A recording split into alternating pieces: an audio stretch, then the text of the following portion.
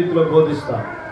అవి ఎవరు చెప్పకపోతే ఇంకా అవి ఎలా మనం తెలుసుకోగలం? కొన్ని పదాలు వినడానికి, మనం ఉచ్చరించడానికి కొంచెం కష్టంగా ఉంటుంది. బట్ అయినా వాటిని మనం నేర్చుకోవాలి, వాటి గురించి మనం వినాలి, వాటిని గురించి మనం తెలుసుకోవాలి బైబిల్ గ్రంథంలో. లేకపోతే వాటి గురించి మనకు ఎప్పటికీ తెలియదు. ఎవరో ఒకరు చెప్పకపోతే నేను ఎలాగ అర్థం చేసుకోగలను అంటాడు నపుంసకుడు. యెషయా గ్రంథపు తాళపు చుట్టను చదువుతూ రథం మీద వెళుతున్నప్పుడు ఫిలిప్పు పరిగెత్తుకుంటా రథం దగ్గరికి వచ్చి, నువ్వేమి చదువుతున్నావో నీకు అర్థం అవుతుందా అని అడుగుతాడు. అప్పుడు నపుంసకుడు అంటాడు, అయ్యా వివరించి చెప్పేవారు నాకు లేకపోతే నేను ఎలాగ అర్థం చేసుకుంటాను, నాకు ఎలాగ అర్థమైద్ది అన్నప్పుడు ఫిలిప్పు యెషయా గ్రంథాన్ని, మన దోషములను బట్టి ఆయన నలగొట్టబడను, మన సమాధానార్థమైన శిక్ష అతని మీద మోపబడను, మన వ్యసనములను ఆయన భరించెను, మన వ్యసనములను ఆయన భరించెను, మన వ్యసనములను ఆయన భరించెను, ఆయన పొందిన గాయముల దెబ్బల ద్వారా మనకి స్వస్థత. యేసుప్రభు గురించి వివరించి చెప్పినప్పుడు అతను పశ్చాత్తాపడి అదే రాత్రి వేళ నీళ్ళలోకి దిగి ఫిలిప్పు అతనికి బాప్తిస్మం ఇస్తాడు. పాప క్షమాపణ నిమిత్తము బాప్తిస్మం, పాపాలు తీసివేసుకోవడానికి బాప్తిస్మం, మతం మారడానికి కాదు బాప్తిస్మం. అందరూ మత మార్పిడి అని ఒక మాట పెట్టి సత్యాన్ని మరుగున పెడతా ఉన్నాడు. ఎందుకు యేసు ప్రభువుని అంగీకరించాలి అంటే, పాపాలని క్షమించడానికి భూమి మీద ఆయనకు ఒక్కడికే అధికారం ఉంది. మనం జన్మతః పాపులం కదా. మరి మన పాపాలు పోవాలంటే పాపం పోగొట్టేవాడి దగ్గరికి వెళ్ళాలా? పర్లేదు పాపం చేయి, తప్పు చేయి, ఏం పర్లేదు ఎట్టగానే ఉండు అనే వాళ్ళ దగ్గరికి వెళ్ళాలా? పాపం పోగొట్టేవాడు రోగం ఏంటో తెలుసుకొని మంది ఇచ్చే డాక్టర్ దగ్గరికి వెళ్తావా? ఎవరు పడితే దగ్గరికి వెళ్తావా? నాటు వైద్యుడి దగ్గరికి వెళ్తావా? అలాగే పాపరోగానికి మందు ప్రభువు అయిన యేసుక్రీస్తు, ఆయన గొప్ప డాక్టరు. ఈ పాపరోగం పోవాలి అంటే యేసు ప్రభువుని మనం ఆశ్రయించాలి. పాపాలు పోవాలంటే యేసుని అంగీకరించాలి. ఆయన ఒక్కడే మార్గం. నేనే మార్గం, నేనే సత్యం, నేనే జీవం అన్నాడంటే నీ పాపాన్ని తీసివేయగలిగిన వాడిని నేనే, నీ రోగాన్ని వ్యసనాన్ని స్వస్థపరచగలిగిన వాడిని నేనే, నీకు అగ్నికొండ నుండి నేను తప్పించి నిత్యరాజ్యానికి చేర్చగలిగిన వాడిని నేనే. అది అంత అర్థం ఉంది ఆ మాటలో. కనుక దేవుని మాటలను తెలుసుకోవాలి, దేవుని మాటలను హృదయంలో పదిలపరచుకోవాలి, వాటి ప్రకారంగా మనము జీవించాలి. ప్రార్థన చేసుకొని వాక్య ధ్యానంలోకి వెళదాం. పరిశుద్ధ దేవ, ప్రేమ కలిగిన తండ్రి, జీవంగల్ల యేసయ్య, అయినా ఇన్ని ఆటంకాల మధ్యలో మీ దాసులు చేస్తున్న పరిచర్యను బట్టి ప్రార్థన చేస్తున్నా. ఈ పునరుత్థాన దినం ప్రభు ఈరోజు ఇక్కడ మీ బిడ్డలతో కలిసి నీ వాక్యమును పంచుకోవడానికి మీరు ఇచ్చిన గొప్ప ధన్యతను బట్టి స్తోత్రాలు చెల్లిస్తున్నా. కొద్ది నిమిషాలు మీరు మాతో మాట్లాడండి, మహిమ పొందండి. మీరు హెచ్చింపబడాలి, నేను తగ్గింపబడాలి. పరిశుద్ధాత్ముడ, మా అందరి పైన మీరు ఉన్నారని మేము నమ్ముతున్నాం తండ్రి. మా మధ్యలో మీరున్నారని నమ్ముతున్నాం. ప్రజలకు అర్థమయ్యే రీతిలో బోధించి సహాయం చేయమని యేసుక్రీస్తు నామములో అడిగి వేడుకొనుచున్నాము తండ్రి, ఆమేన్. అందరూ స్తోత్రం చెప్తాం. హల్లెలూయా. ఆ మాటలు మీరు జాగ్రత్తగా వినాలి. నిద్రపోతున్నారు చెప్పండి హల్లెలూయా. అందుకని ముందే చెప్పా, నాతో ప్రమాణం. నిద్రపోతున్నారు చెప్పండి హల్లెలూయా.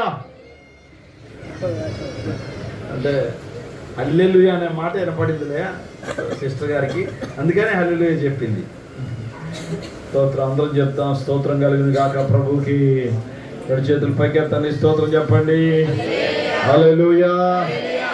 వాక్యం చదువుకుందాం. సంఖ్యాకాండము 4వ అధ్యాయము 15వ వచనాన్ని చదువుకుందాం. సంఖ్యాకాండము 4వ అధ్యాయము 15వ వచనాన్ని చదువుకుందాం. చదవండి. దండు బయలుదేరినప్పుడు, దండు ప్రయాణమైనప్పుడు అహరోనును అతని కుమారులను పరిశుద్ధ స్థలమును పరిశుద్ధ స్థలము యొక్క ఉపకరణములన్నింటినీ కప్పుట ముగించిన తరువాత కహాతీయులు దానిని మోయ రావలెను. చాలు చాలు చాలు. అయితే వారు చావక ఇండునట్లు పరిశుద్ధమైన దానిని ముట్టకూడదు. ఇవి ప్రత్యక్షపు గుడారములో కహాతీయుల భారము. అందరం ఈ మాట చదువుదాం. బైబిల్ గ్రంథాలు ఉన్న వాళ్ళందరూ తెలిసి మరి ఈ మాట అందరం కలిసి చదువుదాం. మనం చదువుకున్నది సంఖ్యాకాండము 4వ అధ్యాయము 15వ వచనము. మరలా మాట అందరం కలిసి ఏకంగా చదువుదాం. దండు ప్రయాణమైనప్పుడు అహరోనును అతని కుమారులను పరిశుద్ధ స్థలము యొక్క ఉపకరణములన్నింటినీ కప్పుట ముగించిన తరువాత కహాతీయులు దానిని మోయ రావలెను. అయితే వారు చావక ఎండినట్లు పరిశుద్ధమైన దానిని ముట్టకూడదు. ఈ ప్రత్యక్షపు గుడారములో కహాతీయుల భారము. ఈ మధ్యాహ్న కాలంలో కహాతీయులు అనే వంశం వారి గురించి మీకు కొన్ని మాటలు చెప్తాను. అర్థం అయ్యేటట్లుగా మీరు గ్రహించగలిగిన భాషలోనే నేను చెప్తాను. కహాతీయులు ఏం చెప్పండి? కహాతీయులు. సరే, కొంతమందికి పేరు అర్థం కాదు కాబట్టి సింపుల్గా చెప్తాం. భారమును మోయువారు. ఇది నా అంశం. ఏం చెప్పండి? భారమును మోయువారు. కహాతు వంశం. ఇది గుర్తుపెట్టుకోవాలి. ఏం చెప్పండి? కహాతు వంశం. ఇశ్రాయేలీలు ఐగుప్తు దేశానికి వెళ్ళి కరువు నిమిత్తం కానాను నుండి ఐగుప్తు దేశం వెళ్ళి ఐగుప్తు దేశంలో కొంతకాలం చక్కగా యోసేపు బ్రతుకున్నంత కాలం, యోసేపుకు తెలిసిన రాజు బ్రతుకున్నంత కాలం చక్కగా షడ్షోపేతమైన భోజనమును భుజిస్తూ మంచిగా ఐగుప్తీయులతో కలిసి మెలిసి సంతాన ఉత్పత్తి చేసుకుంటూ గొప్ప జనాంగమైన తరువాత యోసేపు ఎరగని ఒక రాజు వారిని పరిపాలించినప్పుడు ఇశ్రాయేలీయులు చూచి ఆ రాజు భయపడ్డాడంట.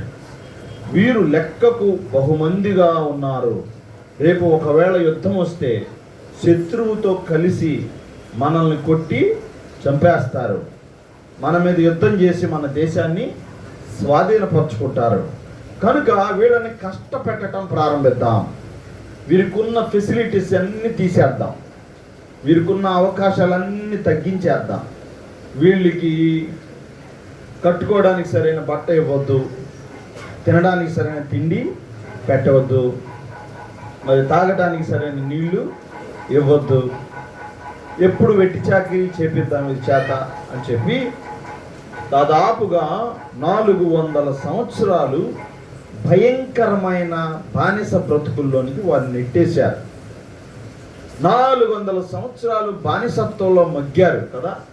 ఎంత బానిస బ్రతుకుల్లో చూడండి కదా. ఈ రోజుల్లో కూడా చాలామందిని ప్రెషర్ చేస్తూ ఉన్నారు కదా.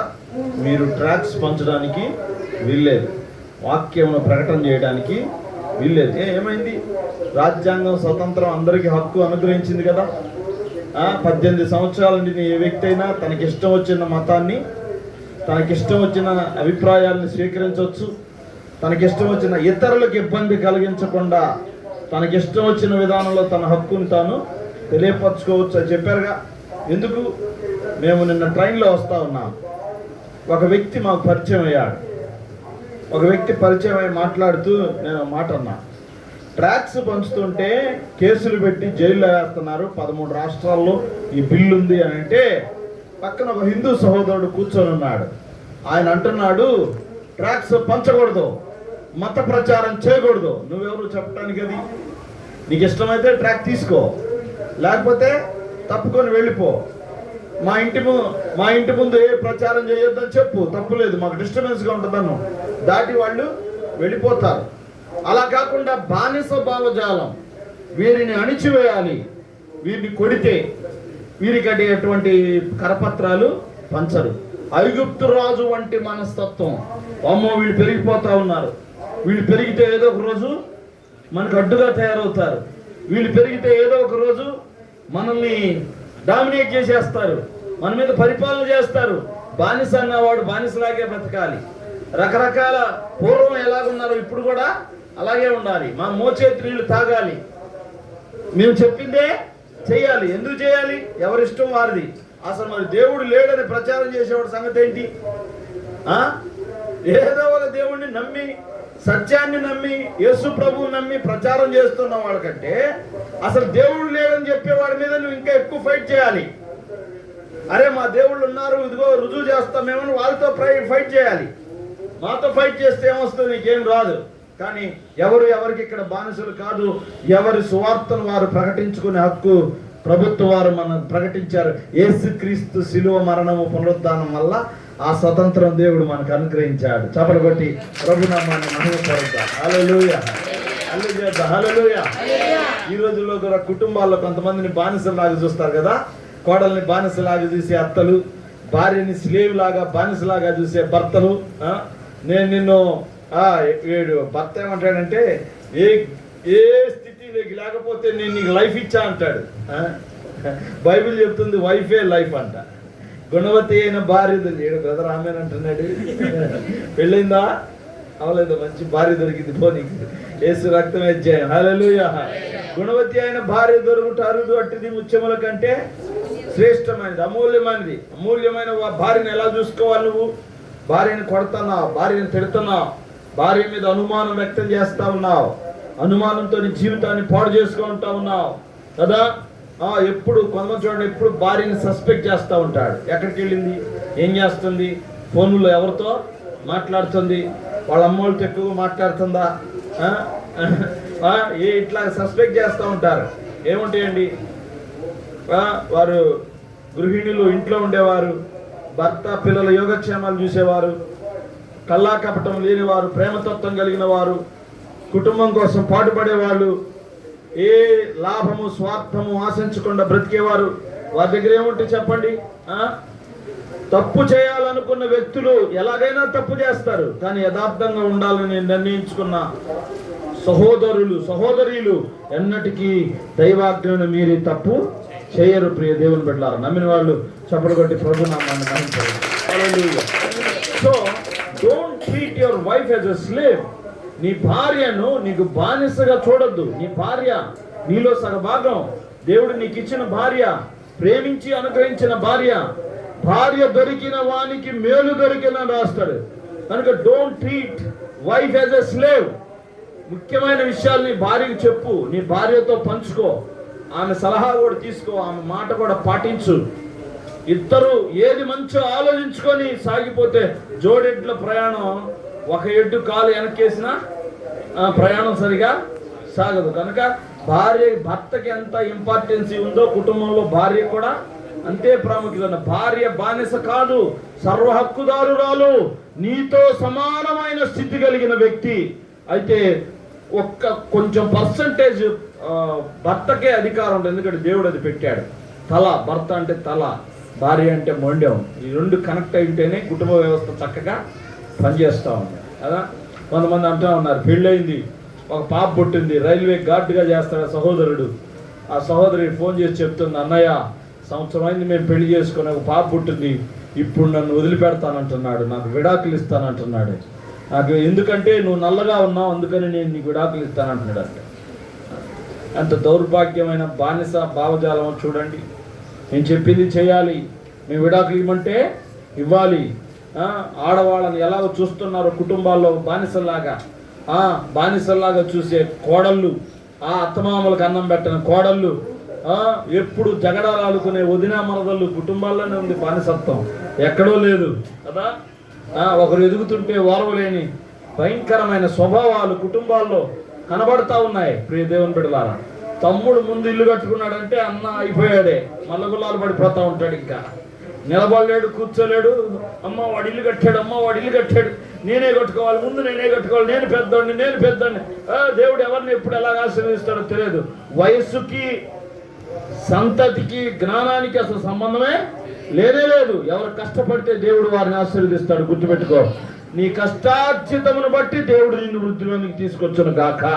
ఆమె నమ్మిన వాళ్ళు చప్పలు కొట్టి ప్రభునామాన్ని మహిమపరుస్తాం. వ్యక్తి చాకిరి చేయించటం ప్రారంభించారు ప్రియ దేవుని పిల్లలారా. అమ్మా కూర్చోరా, మాకు కూర్చేయండి. ఫుల్ వీడియో తీస్తుంది. నేను క్లిప్ తీయమన్నాను, సరే మిస్ అవ్వకూడదు, మెసేజ్ మంచిదే, స్టాండ్ తేవాల్సింది. యేసు రక్తమే జయం. అందరూ స్తోత్రం చెప్తాం. హల్లెలూయా. ఆ మాట మీరు గుర్తుపెట్టుకోవాలి. నా అంశం ఏంటి? కహాతీయులు, భారమును మోయువారు. హల్లెలూయా, హల్లెలూయా. కూర్చో తల్లి, కూర్చో. భారమును మోయువారు, మిస్ అవ్వదు, నో ప్రాబ్లం.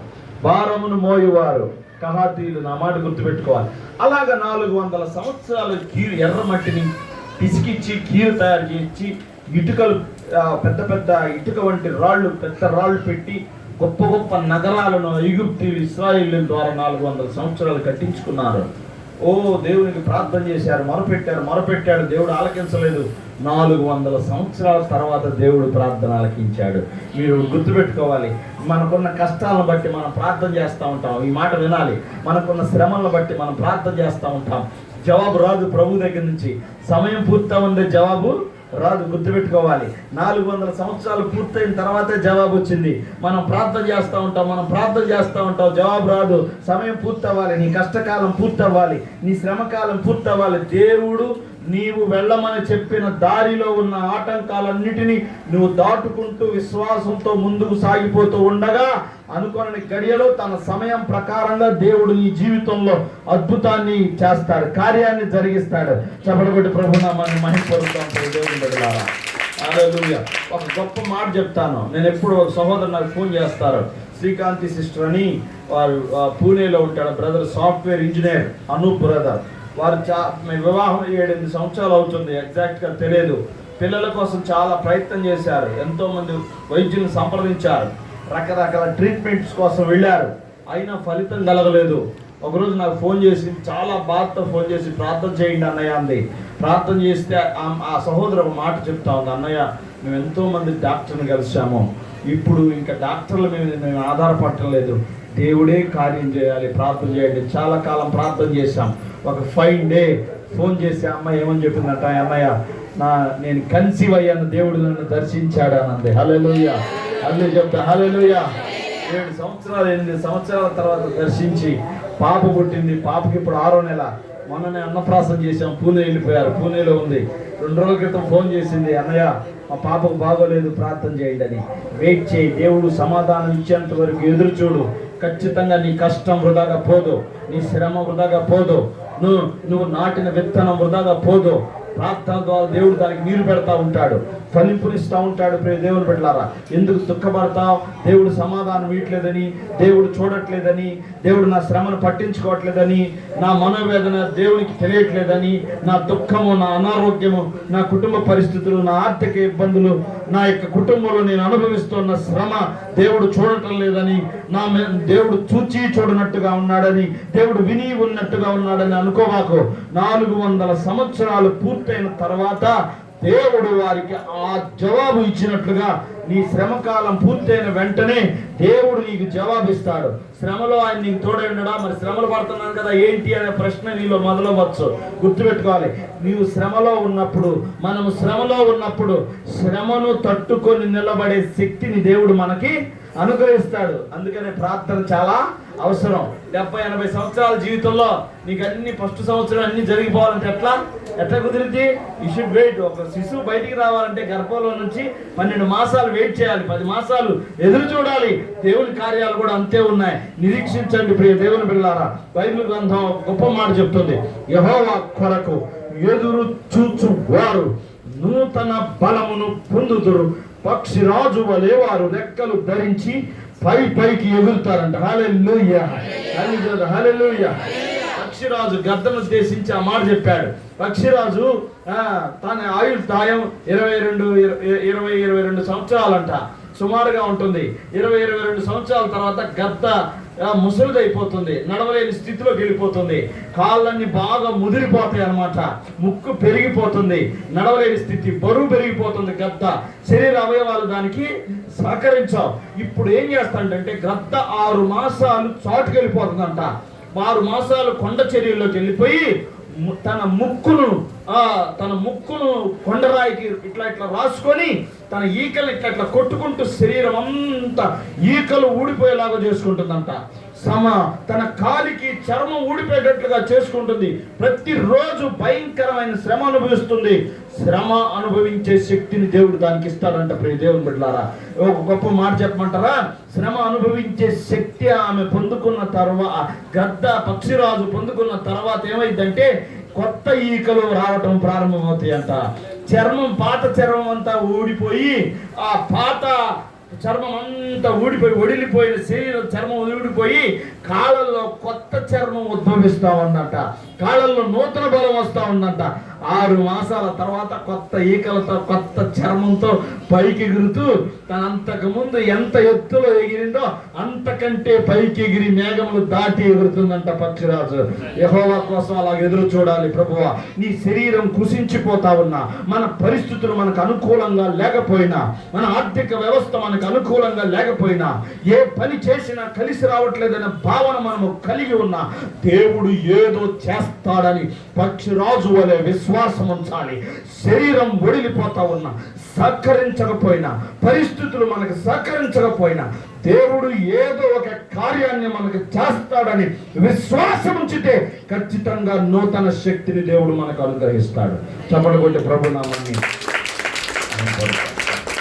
400 సంవత్సరాలు పరీక్షించిన తర్వాత ఇప్పుడు ఒక రక్షకుడిని వారి దగ్గరికి పంపిస్తా ఉన్నాడు. ఆయనే మోసెస్. హల్లెలూయా. 10 అద్భుతాలు చేయటం ద్వారా, ఫరో హృదయాన్ని కఠినపరచడం ద్వారా వారిని ఐగుప్తు దేశం నుంచి బయటికి తీసుకొని వచ్చి ఎర్ర సముద్రం దాటించి సీనాయి పర్వతం దగ్గరికి తీసుకొచ్చాడు. సీనాయి పర్వతం దగ్గర జరిగిన సంఘటనలు అన్నమాట. దేవుడు సీనాయి పర్వతం పైకి రమ్మని 10 ఆజ్ఞల పలకలను తన చేతితో రాసిన మోషేకి ఇస్తే కింద వీరు విగ్రహారాధన చేయటం ప్రారంభించారనమాట. మోషే 40 రోజులు కొండపైకి వెళ్ళినప్పుడు మోషే రావటం ఆలస్యమైందని అహరోన్ని పిలిచి అహరోన్ని అడుగుతూ ఉన్నారు, మోషే ఎక్కడికి వెళ్ళాడు? దైవజనుడు మోషే లేడేంటి? ఆయనకి ఏమైపోయాడు? ఆయన చచ్చిపోయాడేమోలే, ఆయన ఇంక రాడేమోలే, ఇప్పుడు ఇక్కడ మేము ఎవరిని ఆరాధించుకునే పరిస్థితి లేదు కనుక మాకు ఒక బంగారు దూడను తయారు చేయమని వారు అహరోనును బలవంతం చేశారు.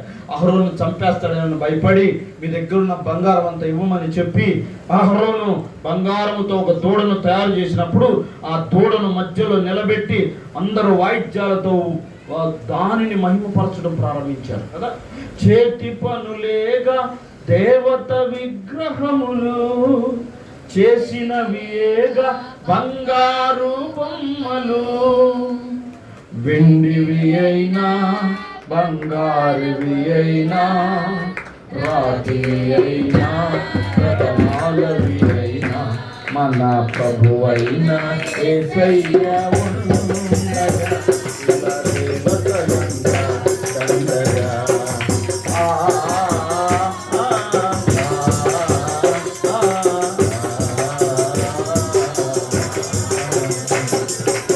ఉండగా హల్లెలూయా, హల్లెలూయా, హల్లెలూయా, హల్లెలూయా, హల్లెలూయా.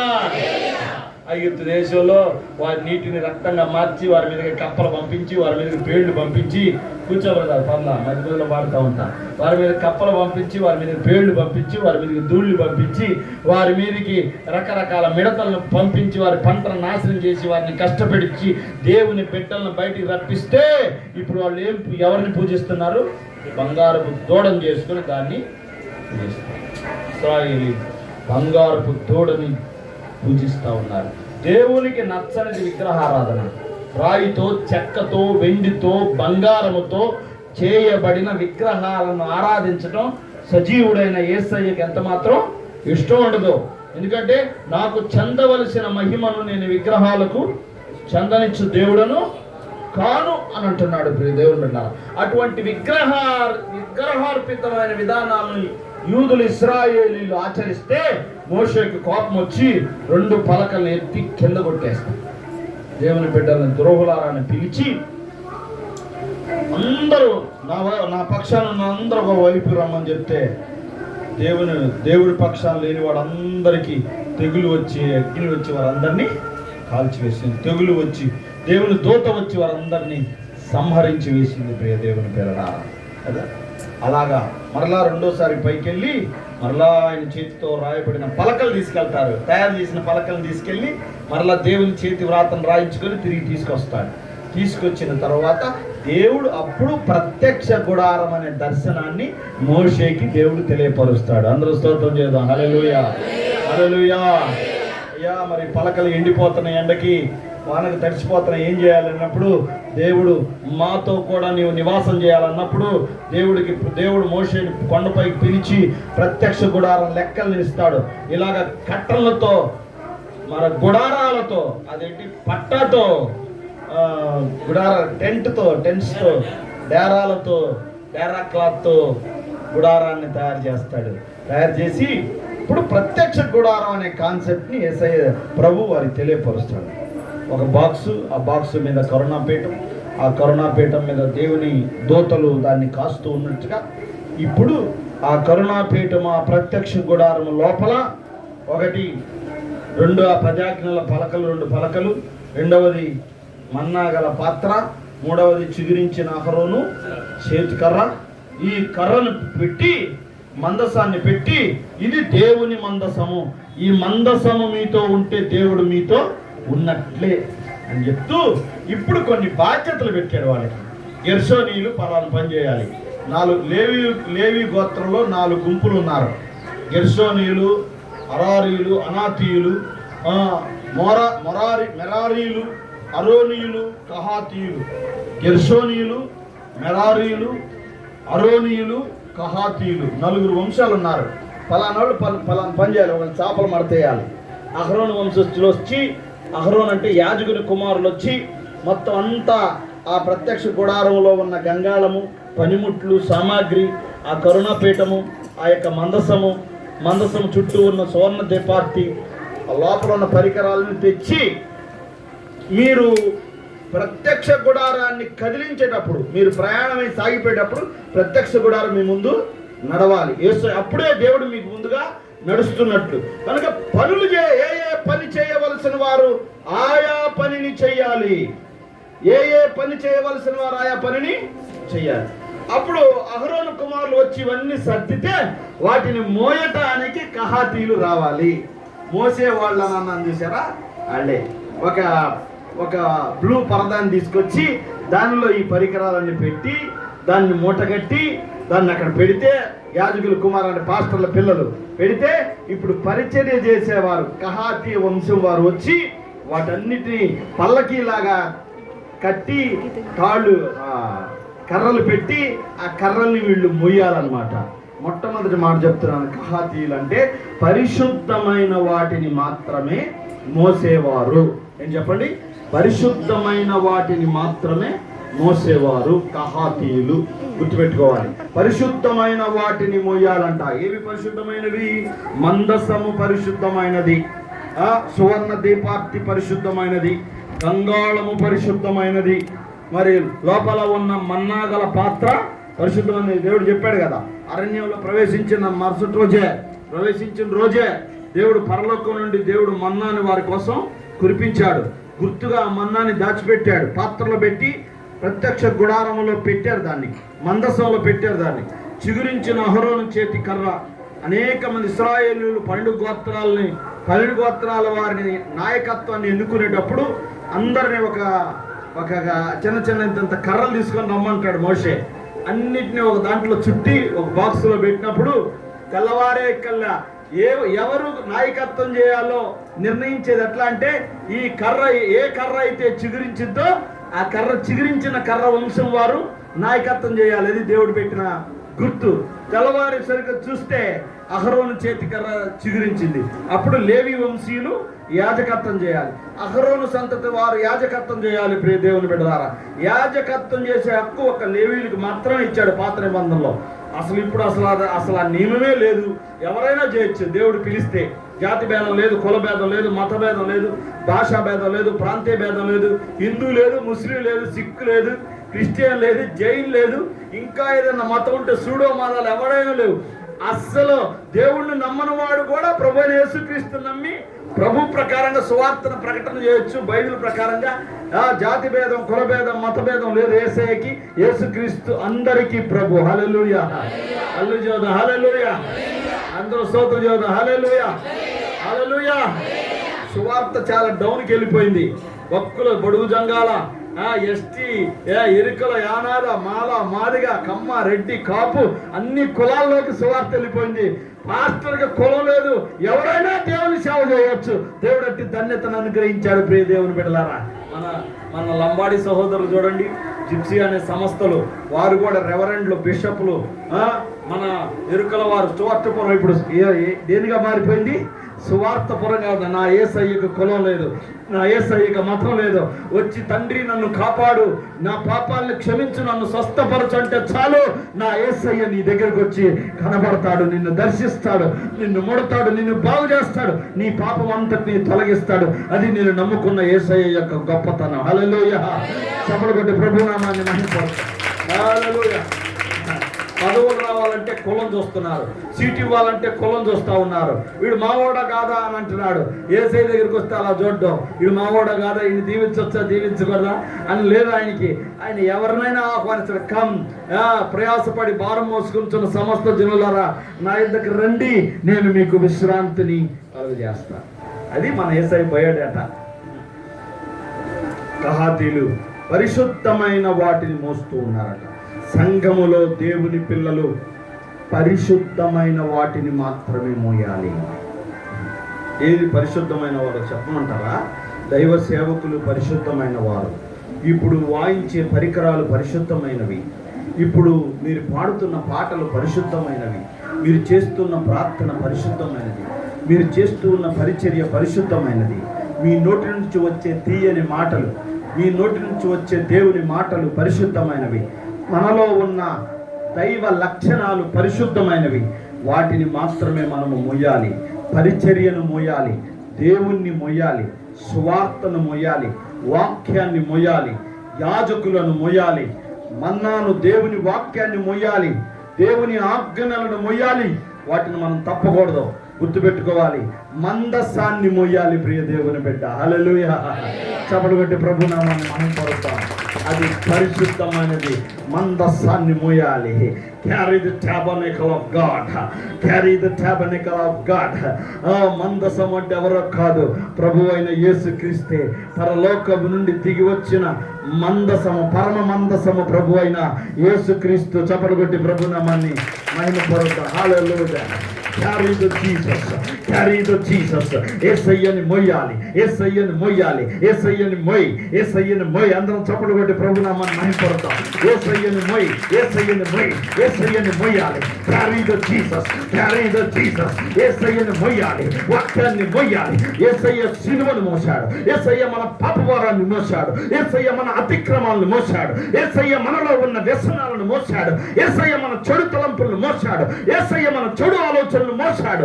యేసయ్య మన అపరాధములను, పాపములను సిలువ రూపంలో మోసి మనకి విడుదలను దయచేశాడు.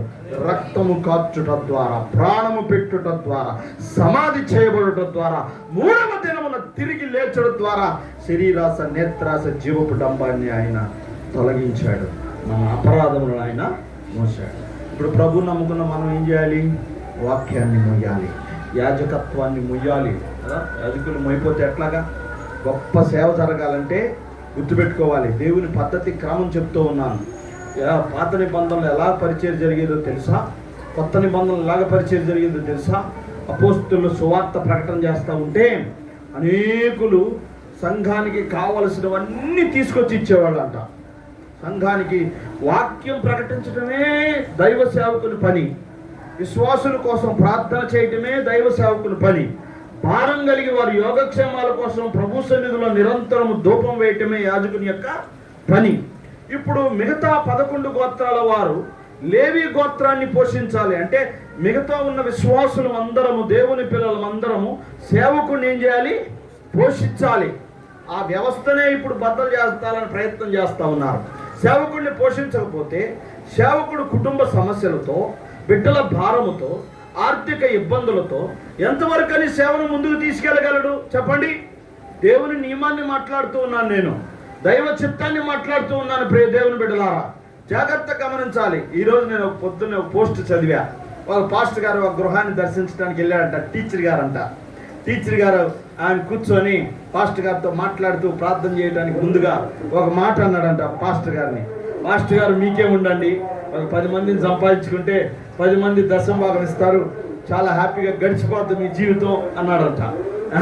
మేము టీచర్లు వెళ్ళి గంటలు నిలబడి పాఠాలు చెప్పి కష్టపడి, అంటే ఈయన ఉద్దేశం అదేగా, మరి మేము కష్టపడి పాఠాలు చెప్తాం, మీరు 4 మాటలు చెప్పి దశమ భాగాలు తీసుకుంటారని వీడి ఉద్దేశం. వీడి చెడు అభిప్రాయం అన్నమాట.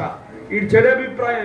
ఈ మధ్య పాస్టర్ గారి మీరు ప్రార్థన చేసి వదిలించిన దుష్ట శక్తులన్నీ మా మీద పడతాయి. మరి ఆ భారం ఏంటో అర్థం కాదనమాట. నువ్వు చక్కగా ఉంటావు, నువ్వు బాగుంటావు, నువ్వు ఆరోగ్యంగా ఉంటావు, నువ్వు చక్కగా నిద్రపోతావు. ఎన్ని నిద్ర లేని రాత్రులు గడుపుతాడు సేవకుడు నీకు తెలుసా?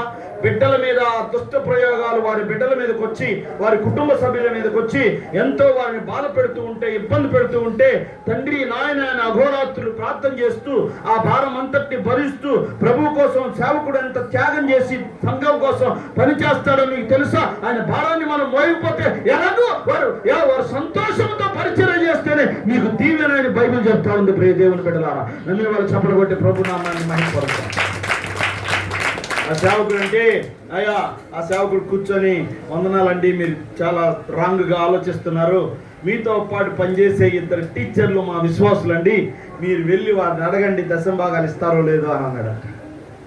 వారు వెళ్ళి అడిగిన తర్వాత వాళ్ళు అన్నారంట, మేము దశమ భాగాలు ఏమయ్యా వారానికి వచ్చి ఏదో మాకు తోచిన కానుక వేస్తాం, మేము 10వ వంతు ఇయ్యం పాస్టర్ గారికి అని చెప్పారంట వాళ్ళు.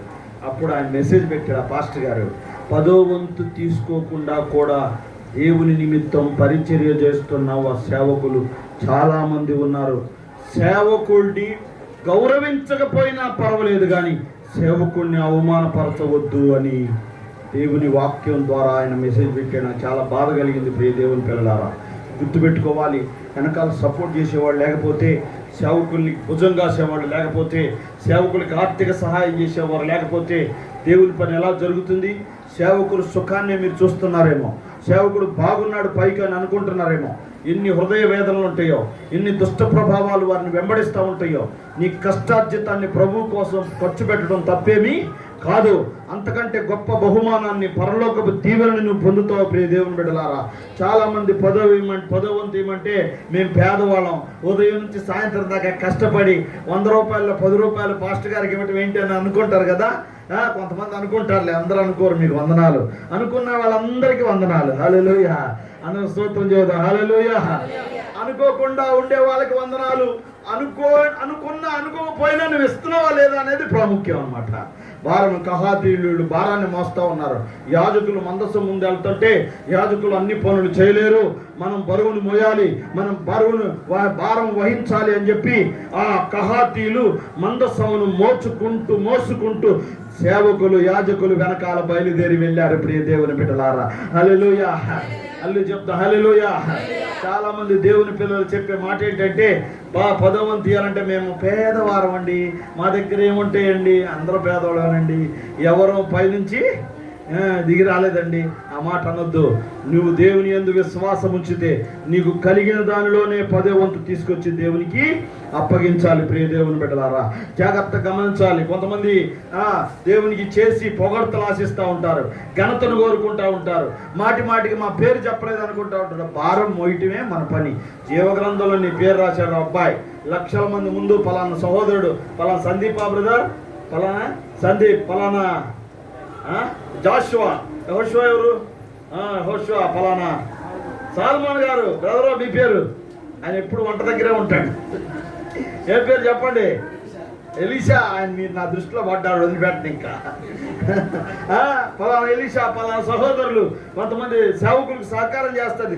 ఈ బిడ్డ నా సేవకుని భారాన్ని మోసారు, సంఘమంతా మోసింది, నేను మీకు అధిక ప్రతిఫలం ఇస్తానని రేపు దేవుడు ఆయన న్యాయపీఠం ఎదుట మనం నిలబడినప్పుడు దేవుడు మనకి బహుమానములు ఇస్తాడు, జీతమునిస్తాడు. అవి వెలకట్టలేని వజ్ర వైడూర్యాల కంటే గొప్ప విలువైనవి. It's a matter of heaven dear brothers and sister. పరలోకంతో కూడిన పని అమ్మా సహోదరి. ఏదో మేము బాప్తీసాలు ఇచ్చేసి నలుగురు సంపాదించుకొని మీరు ఇచ్చే 10 రూపాయలు తిని ఆ జీవిత కాలాన్ని గడుపుకోవటే అది మాత్రమే కాదు. It's a matter of haven. పరలోక సంబంధమైన దీవెనలు, పరలోక సంబంధమైన ఆశీర్వాదాలు. అసలు పరలోకమే లేదని అనుకునే వాడికి నిత్య జీవం గురించి ఏం తెలిసిద్ది? దేవుడిచ్చే బహుమానం గురించి ఏం తెలిసిద్ది? దేవుడు రేపు మనకు అనుగ్రహించబోయే ఆశీర్వాదం, ఆత్మీయమైన ఆశీర్వాదం, కిరీటం గురించి ఏమి తెలుస్తుంది? తెలియదు. నీకేం తెలియదు. ఏం తెలియదు. భారమును భరిస్తూ ఉన్నావా? భారమును భరిస్తూ ఉన్నావా? యేసయ్యను మోయటం అంటే ఏంటి? వరకు ప్రార్థనకు వచ్చి వాటం కాదు యేసయ్యను మోయటం అంటే. పరిచయం చేస్తే చాలా అనుకోవడం కాదు. యేసయ్యను మోయటం అంటే మన ధనాన్ని, మన శ్రమని, మన సమయాన్ని, మన జీవితాన్ని, మన ప్రాణాన్ని సమస్తము దేవుని కోసం అప్పగించేయాలి. అది యేసయ్యను మోయటం అంటే. ప్రియ దేవుని పిల్లలారా, హల్లెలూయా, హల్లెలూయా. యేసు ప్రభు ఒక చిత్రమైన మాట చెప్తాడు శిష్యులకి. నన్ను అప్పగిస్తారా బాబాయ్? నన్ను పట్టుకుంటారు శిష్యులారా, నేను ముష్కరులైన పెద్దల చేతుల్లోకి వెళ్ళిపోతాను. వారు నన్ను కొట్టి సిలువ వేసి చంపుతారు. మళ్ళా 3వ దినాన్ని నేను తిరిగి లేస్తానగానే పేతురు అంటాడు, ప్రభువా నువ్వు ఎక్కడికి వెళ్ళి నేను నీతోనే ఉంటా. నువ్వు ఉంటే నాకు చాలు యేసయ్యా, నీ వెంటే 2000 సంవత్సరాల క్రితం పేతురు పాడిన ఫస్ట్ పాట ఇదే. పేతురు గారు గొప్ప పాట పాడాడు. యేసయ్య నీ వెంటే ఉంటా యేసయ్యా, నువ్వు ఎక్కడికి వెళ్తే అక్కడ ఉంటా యేసయ్యా. తెల్లారిలో 3 సార్లు యేసు ప్రభు ఎవరో తెలియదని అబద్ధం ఆడాడు. కోడికి ముందు మనం కూడా అంతే కదా. పేతురు అంటే విశ్వాసం అన్నమాట. మరుమనసు రక్షణే. బయటకు వచ్చరికి మేము క్రిస్టియన్స్ కాదండి, మేము దేవుని బిడ్డలం కాదండి, దేవుడు ఎవరో మాకు తెలియదండి. సమయం వచ్చినప్పుడు దేవుని కోసం నిలబడాలి ప్రియ దేవుని పిల్లలారా. హల్లెలూయా. హల్లు చెప్తా హల్లెలూయా, హల్లెలూయా. పేతురు అబద్ధం ఆడి గుంజ పట్టుకొని ఏడుస్తూ ఉంటాడు కదా. ఏడుస్తూ ఉంటే దూరం నుంచి యేసు ప్రభు చూస్తాడు దాన్ని. అట్లా అబద్ధం ఆడిన పేతురు పెంతెకోస్తు పండుగ రోజు పరిశుద్ధాత్మ పొందుకున్నాడు. పరిశుద్ధాత్మ పొందుకున్న తర్వాత అదే యేసయ్య కోసం తల్లకిందులుగా సిలువేయబడి తన ప్రాణాన్ని అర్పించాడు. ప్రియ దేవుని బిడ్డలారా, చప్పట్లు కొట్టి ప్రభు నామాన్ని మహిమపరుద్దాం. అది భారం వేయటం అంటే. అది భారం వేయటం అంటే మాటి ప్రార్థనకి వెళ్తే ఏం జరగట్లేదు, ప్రార్థనకి వెళ్తే తీసేసే ఈ ఆలోచన అంతా. ప్రార్థనకి వెళ్తే ఉద్యోగం వచ్చింది అనుకున్నాను, ప్రార్థనకి వెళ్తే స్వస్థత వచ్చింది అనుకున్నాను, ప్రార్థనకి వెళ్తే ఏదో జరిగిద్ది అనుకున్నాను, ఏమీ జరగలేదు. ఈ దేవుని దగ్గర ఏమి శక్తి లేదు. మందిరం మార్చేద్దాం. మందిరం మారితే అక్కడ కూడా ఇదే పాస్టర్, ఇదే వాక్యం, ఇదే క్రమం. నువ్వు ఎక్కడికి పోయినా అదే. నువ్వేం చేయాలి తెలుసా? భారాన్ని మీద వేసుకోవాలి. అది నిజమైన క్రైస్తవం అంటే. వాక్యం చదవండి. మత్తయి సువార్త ఒక మాట చదివి సహాయం చేయండి. 16వ అధ్యాయం 24వ వాక్యం నుండి 26వ వచనం వరకు చదవండి.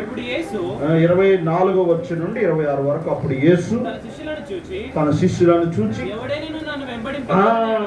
ఎవడైనను నన్ను వెంబడింపగోరినంటే, నన్ను మోయాలనుకుంటే తన్ను తాను ఉపేక్షించుకొని. రాసుకుంటున్నారా? రెఫరెన్స్లు రాస్తున్నారా? తన సిలువనెత్తుకొని నన్ను వెంబడింపవలెను. ప్రాణమును రక్షించగనుగోరువాడు దాన్ని పోగొట్టుకును. నా నిమిత్తం తన ప్రాణమును పోగొట్టుకున్నవాడు దానిని దక్కించుకొనును. చాలు దాన్ని దక్కించుకొను. తన సిలువనెత్తుకొని నన్ను వెంబడించాలి. ప్రభువును ముయ్యాలి, వాక్యాన్ని ముయ్యాలి, ఆజ్ఞలను ముయ్యాలి.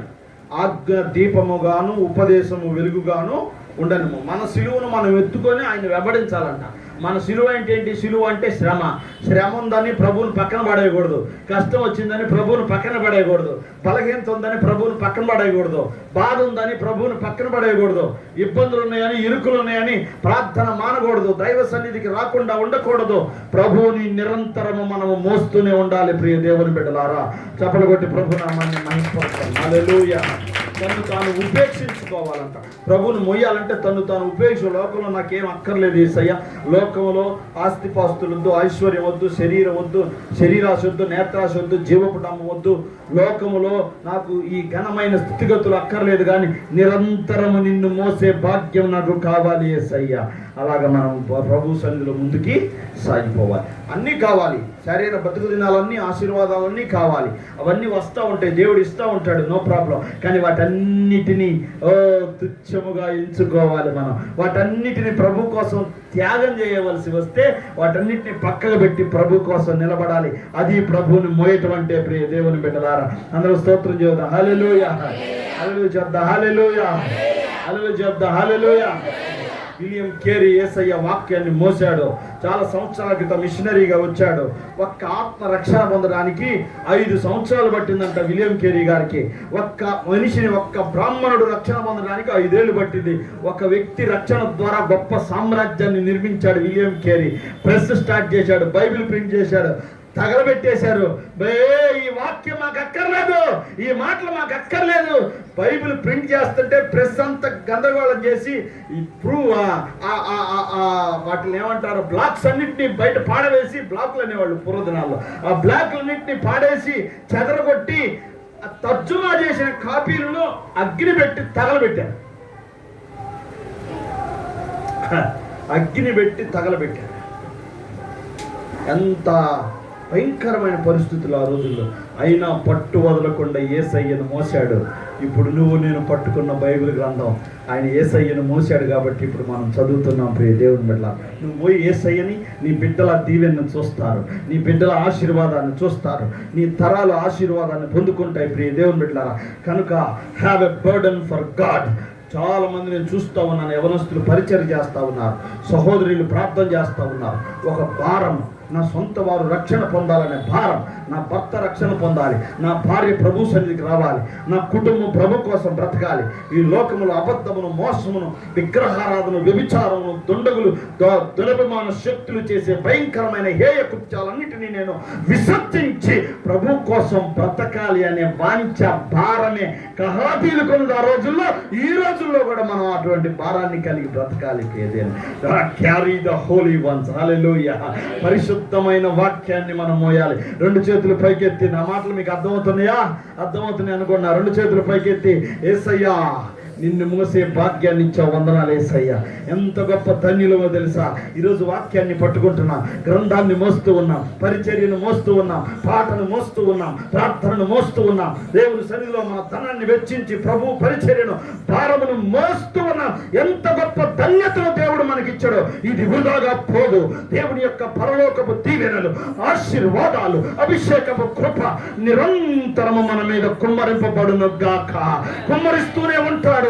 హల్లెలూయా. నీ పరిచర్య వృధాగా పోదు, నీ ఉపచర్య వృధాగా పోదు, నువ్వు ప్రభు కోసం ఖర్చు పెట్టిన ధనము వృధాగా పోదు. ప్రియ సహోదరుడా, నీ శ్రమ వృధాగా పోదు. ప్రభు నిన్ను దీవిస్తాడు, ప్రభు నిన్ను ఆశీర్వదిస్తాడు. కొంచెముగా విత్తితే కొంచెమే పంట, విస్తారముగా విత్తితే విస్తారమైన పంటను కోస్తావు. చపలు కొట్టి ప్రభు నామాన్ని మహించారు. తనకి ఈరోజు 10వ వంతు అనే భారాన్ని కూడా మోయి ప్రారంభించు. 10వ వంతు ప్రభు గీయటం ప్రారంభిస్తే ఎంత గొప్ప ఆశీర్వాదం నీ కన్నులారను చూస్తాం. నేను పేదవాడిని అనుకోవద్దు. నీకున్న దాంట్లోనే 100 రూపాయలు, 10 రూపాయలు ప్రభుకి ఇవ్వు. ఆశీర్వాదం గొప్పగా కనబడుతుంది. ప్రియ దేవుని బిడ్డ, మేము సేవకులు ఇంత స్థితిలోకి వచ్చినాం. మా తల్లిదండ్రులు మాకు నేర్పించిన ఒకే ఆత్మీయ క్రమం ఏంటంటే, సేవకుడు అయినా సరే నీ సంపాదనలో 10వ వంతును దేవుని సేవకునికి, మా మీద పై నాయకులు ఉన్నారు, మేము వారికి అందజేస్తూ ఉంటాం.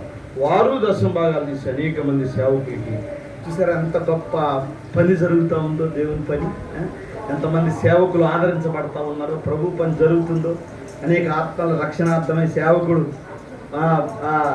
ఇటువంటి ఐహిక విచారాలు, భారాలు లేకుండా ఎంత నెమ్మదిగా, ఒక సమస్య పోయిందనుకో పాస్టర్ గారికి ఎంత ఫ్రీగా పరిచయం చేయగలరు. ఆలోచించండి, ఎంత సంతోషం. అటువంటి భారాన్ని మనం మోసేవారంగా ఉండాలి. మన భారాన్ని ప్రభు ఖచ్చితంగా మోస్తూనే ఉన్నాడు. మనందరి భారములు భరించగలిగిన వాడు మన ప్రభు అయినా.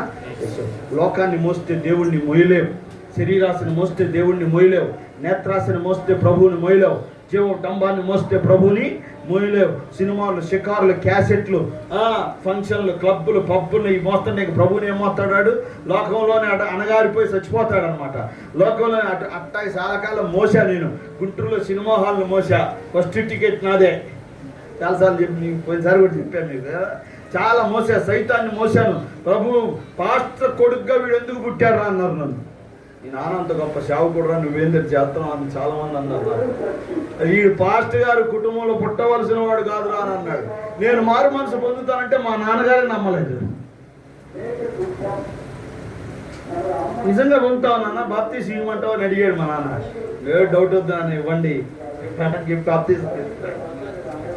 ఇంకో గొప్ప మాట ఏంటంటే, నేను ఎప్పుడు ప్రభువుని మోయటం స్టార్ట్ చేశాను, నా తమ్ముడు, నా సహోదరులు లాంటి వారు, మరి మన కిరణ్ ఉన్నారు కదా, వాళ్ళ యొక్క బావమరిది వాళ్ళ చెల్లినే ఇచ్చారు అన్నగారికి.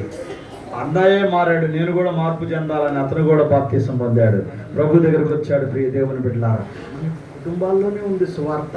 ఓ భారంగా తీసుకో. నా తమ్ముడు రావాలి, నా అక్క రావాలి, నా చెల్లి రావాలి, నా స్నేహితుడు దేవుని ఆలయానికి రావాలి. అలా చేసి చూడండి, ఎంత గొప్ప సమూహంగా మారుతాం. మీలో భారం ఉండాలి. గొర్రెని కనాలి అన్నట్టు విశ్వాసి ఇంకొక విశ్వాసిని దేవుని సన్నిధికి తీసుకొని రావాలి. పాస్టర్ సంఘం ఏర్పడింది, మీ గురించి ఎక్కువ దృష్టి పెడతా ఉంటారు, ప్రార్థన చేస్తూ ఉంటారు.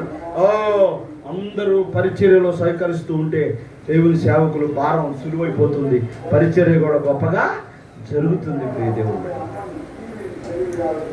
జరుగుతుంది. సేవకుడు నాకు ఫలాంది కావాలి అని సంఘాన్ని ముందే అన్ని అవసరాలన్నీ తీర్చబడాలి. అది మన బాధ్యత.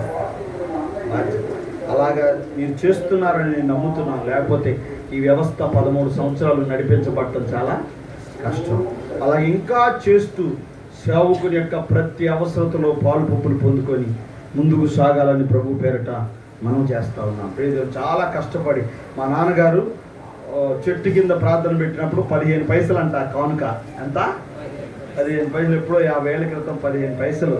ఈరోజు మేము ఎక్కడికి వెళ్ళాం, మా సంఘం మమ్మల్ని పోషిస్తుందని చెప్పడానికి మేము ఎన్నడూ వెనకాడం. ప్రియ దేవుని బిడ్డలారా, బియ్యం తెస్తారు, కూరగాయలు తెస్తారు, దశం భాగాలు ఇస్తారు. కొంతమంది చాలామంది ఎవరు కానీ పరిచర్య చేస్తారు. ఇప్పుడు డాక్టర్ సీట్ వచ్చిందన్నారు చూశారు, వాళ్ళిద్దరు పిల్లలు, పెద్ద బాబు రాజశేఖర్, చిన్నవాడు కిమ్, సామ్యుల్ కిమ్, కార్తీక్ అంటారు వాడిని.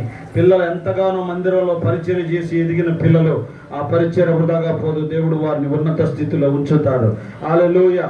పరిచర్య చేయకపోతే, భారం మోయకపోతే, సేవకులకి వెన్నుదన్నుగా ఉండకపోతే నీకు ఆశీర్వాదం ఎలాగొస్తుంది? నువ్వేమో పరిచర్య చేయవు, నువ్వేమో దేవుని పని చేయవు, పనికి సహకరించవు. దేవుడు మాత్రం నీకు అన్నీ చేయాలి, అన్నీ చేయాలి కదా. నిన్ను స్వస్థపరచాలి, నీ ఆర్థిక లోటును తీర్చాలి, నీ కుటుంబంలో ఉన్న సమస్యలన్నీ తొలగించాలి, నీ భారం అంతా మోయాలి. నువ్వు మాత్రం మాకే ఉంటే ఇంకేడ్ చేస్తామయ్యా, మాకే ఉంటే ఇంకేడ్ చేస్తాం. పర్లా ఓయ్, దేవుడు నీకు ఆ శక్తిని అనుగ్రహిస్తాడు. ఒక్కసారి దేవుని పని చేసి చూడు, భారం మోసి చూడు, ఒక బాధ్యతను ఒక పని చేసి చూడు, ఎంత సంతోషం కలుగుతుందో. హల్లెలూయా. అది కోట్లు పెట్టించి కొనుక్కున్న ఆ సంతోషం దొరకదు. ప్రియ దేవుని బిడ్డ, చిన్న పని చాప మడతేసి చూడు, కుర్చీ పక్కన పెట్టి చూడు, మందిరం ఊడ్చి చూడు, సేవకుని పరిచయం చేసి చూడు, కావలసిన అవసరాల్లో పాలు పంపులు పొంది చూడు, ఎంత ఆనందమో, ఎంత సంతోషమో. దేవుడిచ్చే ఆనందం అది ఎక్కడ దొరకదు ప్రభు పనిలో. రెండో మాట చెప్తున్నాను, అదేంటంటే, ఒకటి పరిశుద్ధమైన వాటిని మోయేవారు, రెండవది భారమును భరించువారు. అంటే రెస్పాన్సిబిలిటీ ఏంటి? రెండవది బాధ్యత కలిగిన వ్యక్తులు. ఏం చెప్పండి? బాధ్యత కలిగిన వ్యక్తులు. పిల్లలు తిడతా ఉంటారు తల్లిదండ్రులు, నా సమయం వస్తుంది, నాకు ఇచ్చిన సమయంలో నేను ముగిస్తాను, జాగ్రత్త వినాలి. నా అంశం ఏంటి? మందసమును మోయువారు, కహాతీయులు. ఏం చెప్పండి? పర్లేదమ్మా, మంచిది. భారమును మోయేవారు గుర్తుపెట్టుకోవాలి.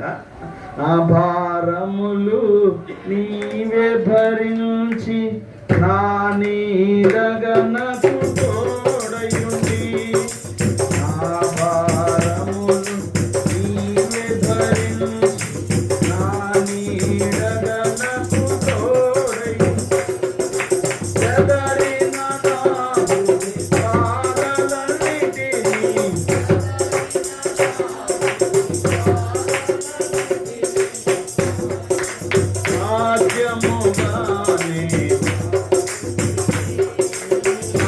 Yeah.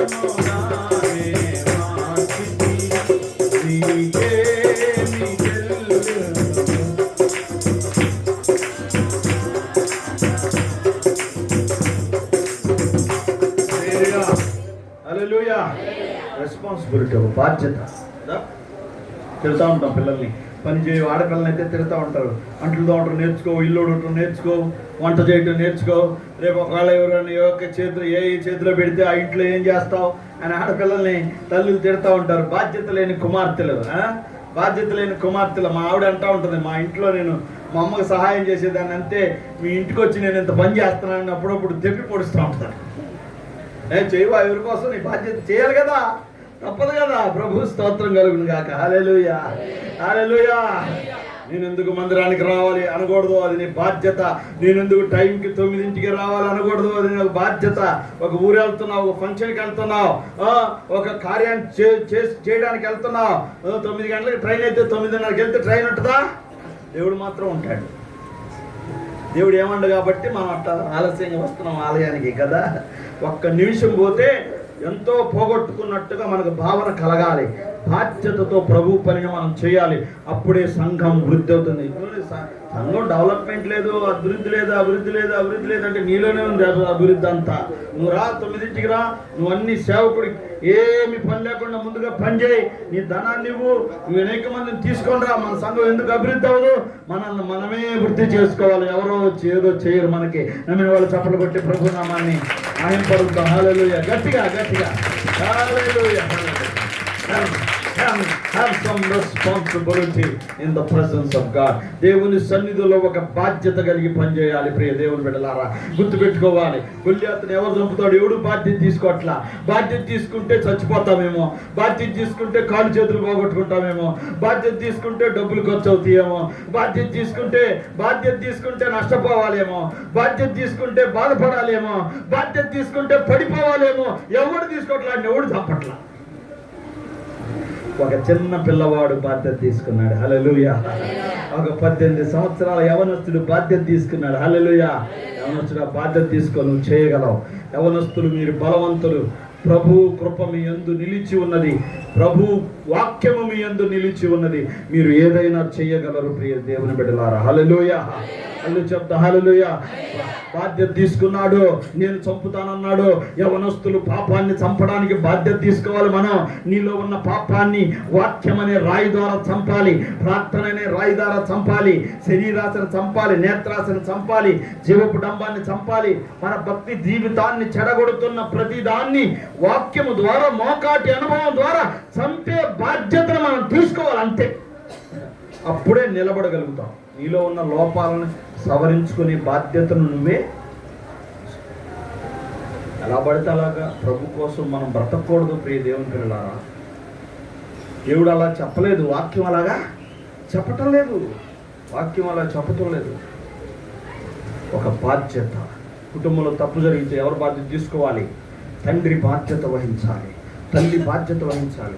పిల్లలు చేస్తున్న తప్పును మనం సరిచేయాలి, వాళ్ళకి అర్థమయ్యే రీతిలో చెప్పాలి, అవసరమైతే దండించాలి, దండనతో వారిని సరిచేయాలి. గుర్తుపెట్టుకోవాలి ప్రియ దేవుని బిడ్డలారా. గట్టిగా వాక్యం చెప్తే, ఏదైనా మనలో ఉన్న లోపాలు వాక్యం ద్వారా ఎత్తి చూపిస్తే మనం బాధపడకూడదు సేవకుల మీద. ఇది ఈ లోపం నాలో ఉందా లేదా అని మనం సరి చేసుకోవాలి ప్రియ దేవుని బిడ్డలారా. చాలామంది ఏం చేస్తూ ఉంటారు, యవనస్తులు ఒక మాట అన్న తట్టుకోలేరు కదా. ఒక మాట అన్న వాక్యంలో ఏదైనా తగిలే మాట చెప్తే సేవకుడు బాగా రోషంగా ఫీల్ అవుతూ ఉంటారు. దేవుని మీద రోషపడితే నీకే నష్టం. దేవుని మీద రోషపడితే నీలో ఉన్న తప్పు ఎన్నటికీ సరి చేసుకో. ఒకవేళ నీలో తప్పు లేదనుకో, ఎవరిలోనో ఏదో లోపం ఉంది, అందుకని ప్రభు మాట్లాడుతూ ఉన్నాడు, వారు సరి చేసుకుంటారు దాన్ని. నువ్వు చేయని తప్పుకి నువ్వు బాధపడాల్సిన అవసరం లేదు ప్రియ దేవుని బిడ్డ. జాగ్రత్త గమనించు కదా. అనేక రకాలైన మనస్తత్వాలు కలిగిన వారు ఆలయానికి వచ్చినప్పుడు సేవకుడు గద్దించి వాక్యం చెప్తున్నప్పుడు ఆ మాటలను మనం బాధ్యతగా నువ్వు ఎవరి మాట వింటావు?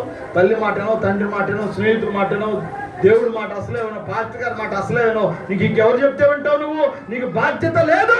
You don't have responsibility. బాధ్యత లేని కుమారులు, బాధ్యత లేని కుమార్తెలు ఎదగలేరు, ఫలించలేరు, దీవింపబడలేరు, ఉన్నత స్థితిలోనికి వెళ్ళలేరు. ఎక్కడో చోట నష్టపోతాం, ఎక్కడో ఒక చోట నష్టపోతాం. బాధ్యత తీసుకున్నాడు దావీదు.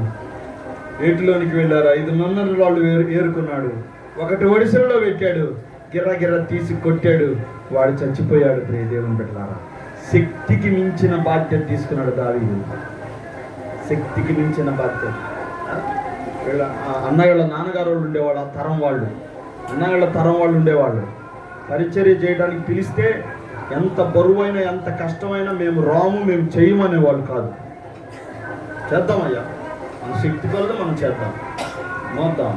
ఈ రోజుల్లో అన్ని లైట్లు అన్నీ వచ్చాయి. ఆ రోజుల్లో గొంతులు తీసేవాళ్ళం, బాతేవాళ్ళం, లైట్లు కట్టేవాళ్ళం, వాల్ పోస్టులకు వెళ్ళేవాళ్ళం, నైట్లు రాత్రులు ప్రభు పని చేసేవాళ్ళం. సంతోషంతో ఆనందంతో గడిపాం ప్రభు పరిచర్లో చెప్పగలం.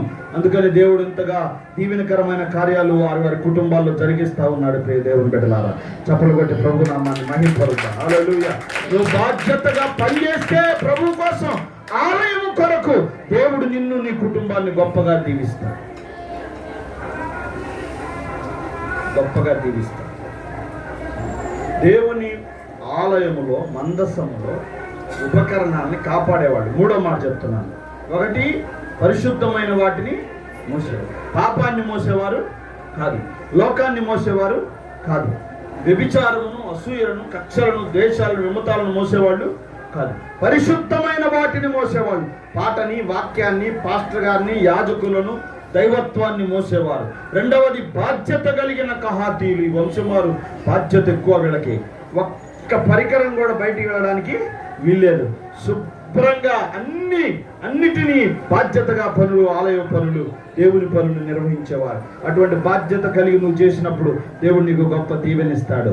మూడో మాట చెప్తున్నాను, అదేమిటంటే ప్రియ దేవుని బిడ్డలారా, ఆలయములో ఉన్న ఉపకరణాలన్నిటినీ కాపాడుతాను.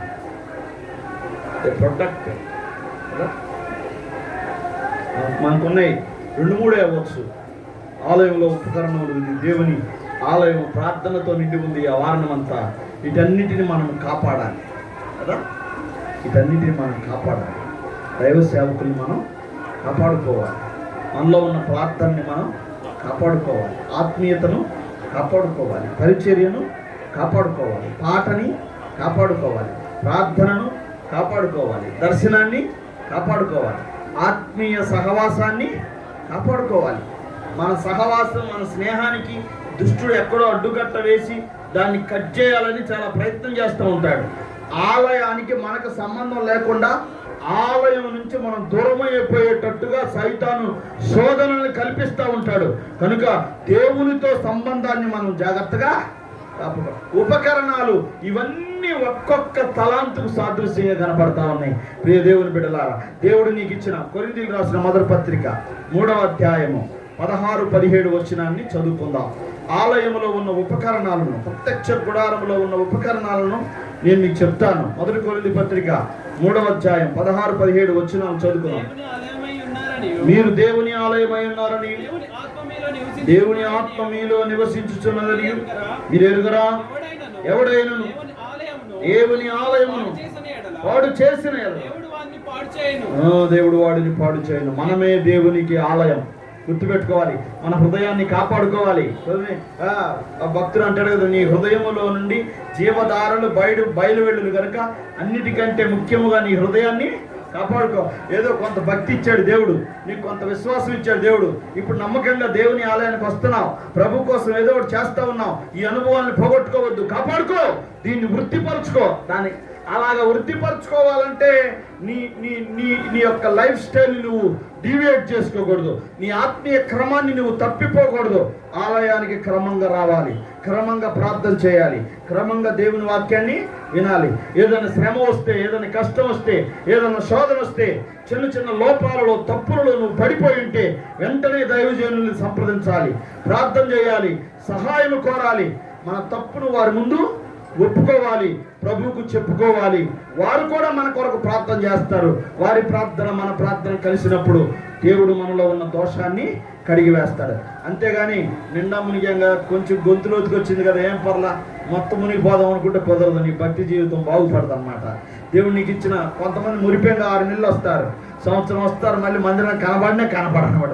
మళ్ళీ క్రిస్మస్కి వస్తే క్రిస్మస్ విశ్వాసులు, ఈస్టర్ విశ్వాసులు, గుడ్ ఫ్రైడే విశ్వాసులు. ఎందుకని ఆ రోజుల్లో మందిరాలు నిండిపోతాయి. సంవత్సరానికి ఒకసారైనా మందిరానికి.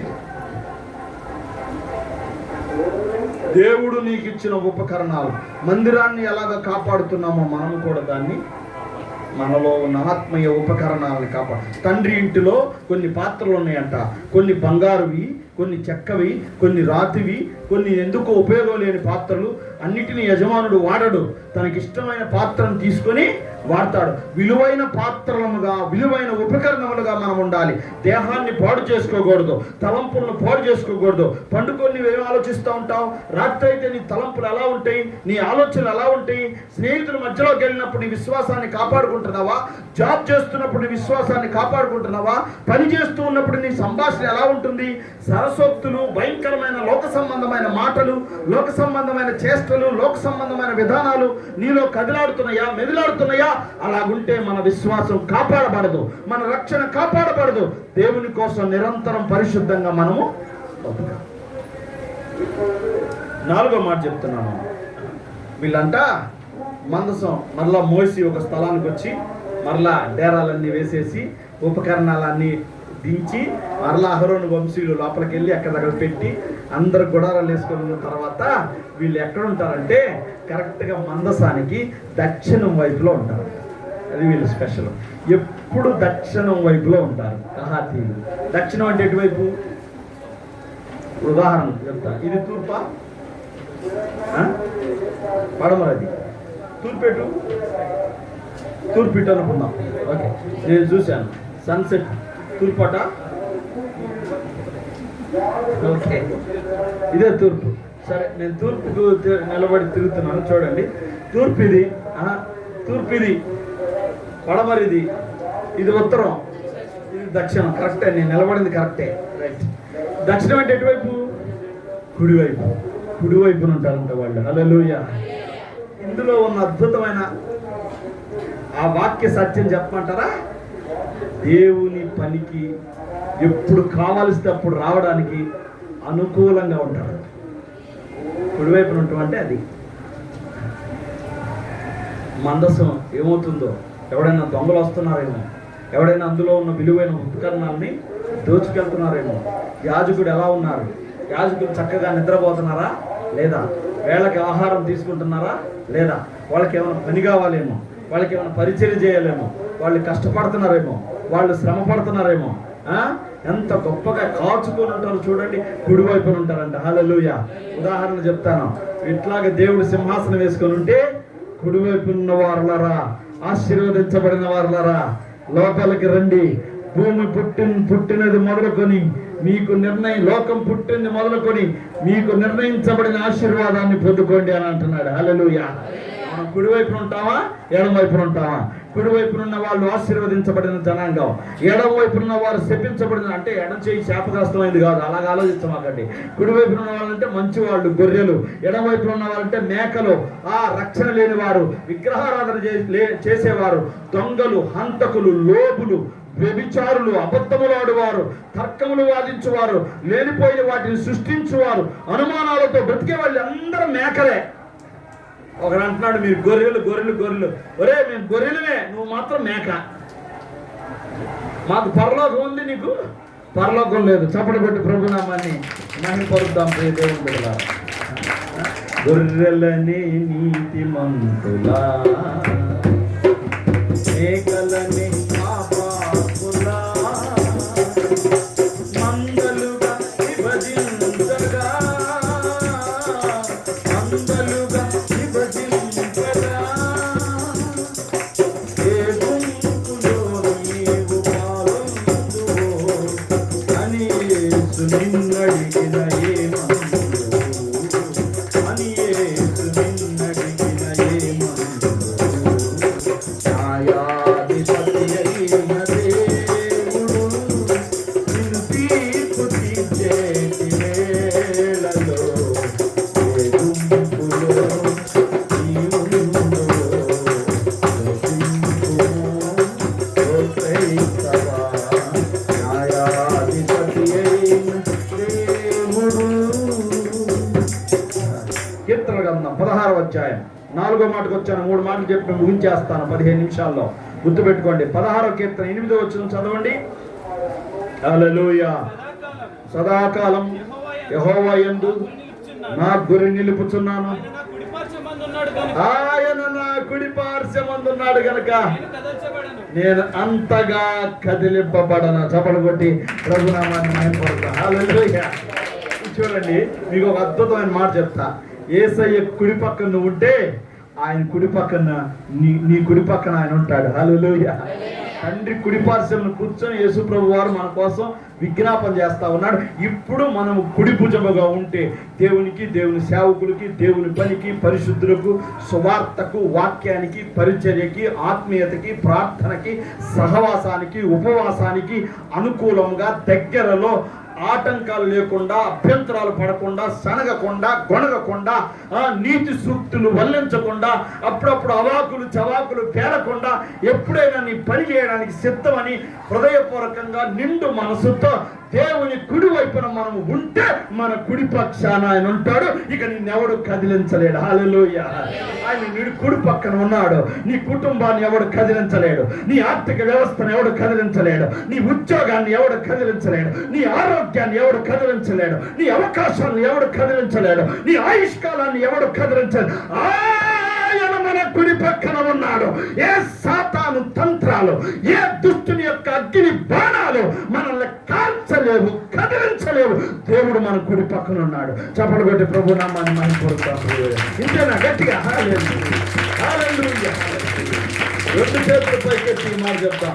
You are at my right hand Jesus. రెండు చేతులు పైకెత్తి ఈ మాట చెప్తాం. యేసయ్యా. అందరూ దయచేసి చెప్పండి. రెండు చేతులు పై. యేసయ్యా, నా కుడి పక్కన ఉన్నావు. హల్లెలూయా. నా కుడి పక్కన ఉన్నావు. నా కుడి పక్కన ఉన్నావు. నా కుడి ప్రక్కన ఉన్నావు. నీకు గొప్ప ఆసక్తికరమైన విషయం చెప్తా. నేను కదిలింపబడను. హల్లెలూయా. భయంకరమైన ఓడ ప్రయాణంలో భయంకరమైన అలల చేత కొట్టబడుతూ ఓడ బద్దలైపోయే పరిస్థితికి వస్తే దేవుడు పౌలుకు ప్రత్యక్షమయ్యాడు. కుడి పక్కన నిలబడ్డాడు. నేను నీకు చెప్తున్నాను, అనారోగ్య సమస్యలు నిన్ను చుట్టుముట్టి భయంకరమైన వేదనలు నిన్ను వెంబడిస్తూ ఉంటే నేను చెప్తున్నాను, ప్రభువా యేసయ్య నామములో నీ కుడి పక్కన యేసయ్య ఉన్నాడు. ఆయన నిన్ను తాకుతూ ఉన్నాడు. ఆయన నిన్ను దర్శిస్తూ ఉన్నాడు. నిన్ను బలపరచి ఆయన ముందుకు నడిపిస్తూ ఉన్నాడు. నీకే కిడ్నీ బలహీనత అయినా, ఏ విటమిన్ డెఫిషియన్సీ అయినా, ఏ భయంకరమైన బలహీనత నిన్ను వెంటాడుతూ ఉన్నా, ఏ మనోవేదనలు, ఏ దుఃఖము మనల్ని వెంటాడుతూ ఉన్నా, remember that he is at the right hand of our side. No one can shake us. ఆయన మన కుడి పక్షమున ఉన్నాడు. మనల్ని ఎవడు కదిలించలేడు. నీవు నిలబడతావు. నీవు ఆరోగ్యంగా ఉంటావు. నీవు ముందుకు నడిపించబడతావు. నీవు చావనే చావు అని చెప్పాడు పౌలుకి. ఒక్క వ్యక్తిని బట్టి దేవుడు 275 మందిని కాపాడాడు. ఆ రోజు రాత్రి ఒక దీపాన్ని కొట్టుకొని వెళ్ళాడు. అపోస్తలుల కార్యం 28వ అధ్యాయం ఉంటుంది, చదువుకోండి. ఆయన కుడి పక్కన ఉన్నారంట కహాతీయులు. నువ్వు ఎవరి పక్షాన ఉన్నావు? దేవుని పక్షాన ఉన్నావా? దెయ్యం పక్షాన ఉన్నావా? గుర్తుపెట్టుకో. దెయ్యం పక్షాన ఉంటే నీకు నిత్యరాజ్యం రాదు. దేవుని బిడ్డల పక్షానే ఉండాలి. మనం సేవకుల పక్షానే ఉండాలి. వాక్య పక్షానే నిలబడాలి. దేవుని కొరకే మనం నిలబడాలి. ప్రియ దేవుని బిడ్డలు, 5వ మాట చెప్తున్నాను. వీళ్ళు దావీదు కాలంలో సంగీతమునకు నాయకులై ఉన్నారంట. ఎన్ని బాధ్యతలు నిర్వహిస్తున్నారు చూడండి. వీళ్ళే వర్షిపర్స్. రెఫరెన్స్ చెప్తాను, రాసుకోండి, చదివి సహాయం చేయండి. దినవృత్తాంతాల మొదటి గ్రంథం 6వ అధ్యాయం 31 నుంచి 38 మధ్యలో ఉంటుంది. అక్కడ బలిపీఠం ముందు ఆరాధించువారు కహాతీయులు కుమారులు, గాయకులు. హేమాను కహాతు వంశానికి చెందినవాడు. బలిపీఠం ఎదుట దేవుని స్తుతించేవారు. హల్లెలూయా. చదవదులేండి, తర్వాత మీరు చదువు. ఒక్క వచనం చదువుతా బ్రదర్. స్టార్ట్ చేశారుగా, చదవండి. ఈ ప్రకారము తర్వాత యెహోవా మందిరమందు సంగీత సేవ కొరకు దావీదు నియమించిన వారే వీరు. చాలు. ఇందులో హేమాను కూడా ఉన్నాడు. హేమాను కహాతు వంశానికి చెందినవారు. అప్పుడెప్పుడో అరణ్యంలో మందసాన్ని మోసారు కదా. ఇప్పుడు రాజ్యం ఏర్పడిన తర్వాత దేవుడు గుర్తుపెట్టుకున్నారు ఆ వంశాల్ని. గొప్ప ఆరాధకులుగా చేశారు వాళ్ళని. హల్లెలూయా.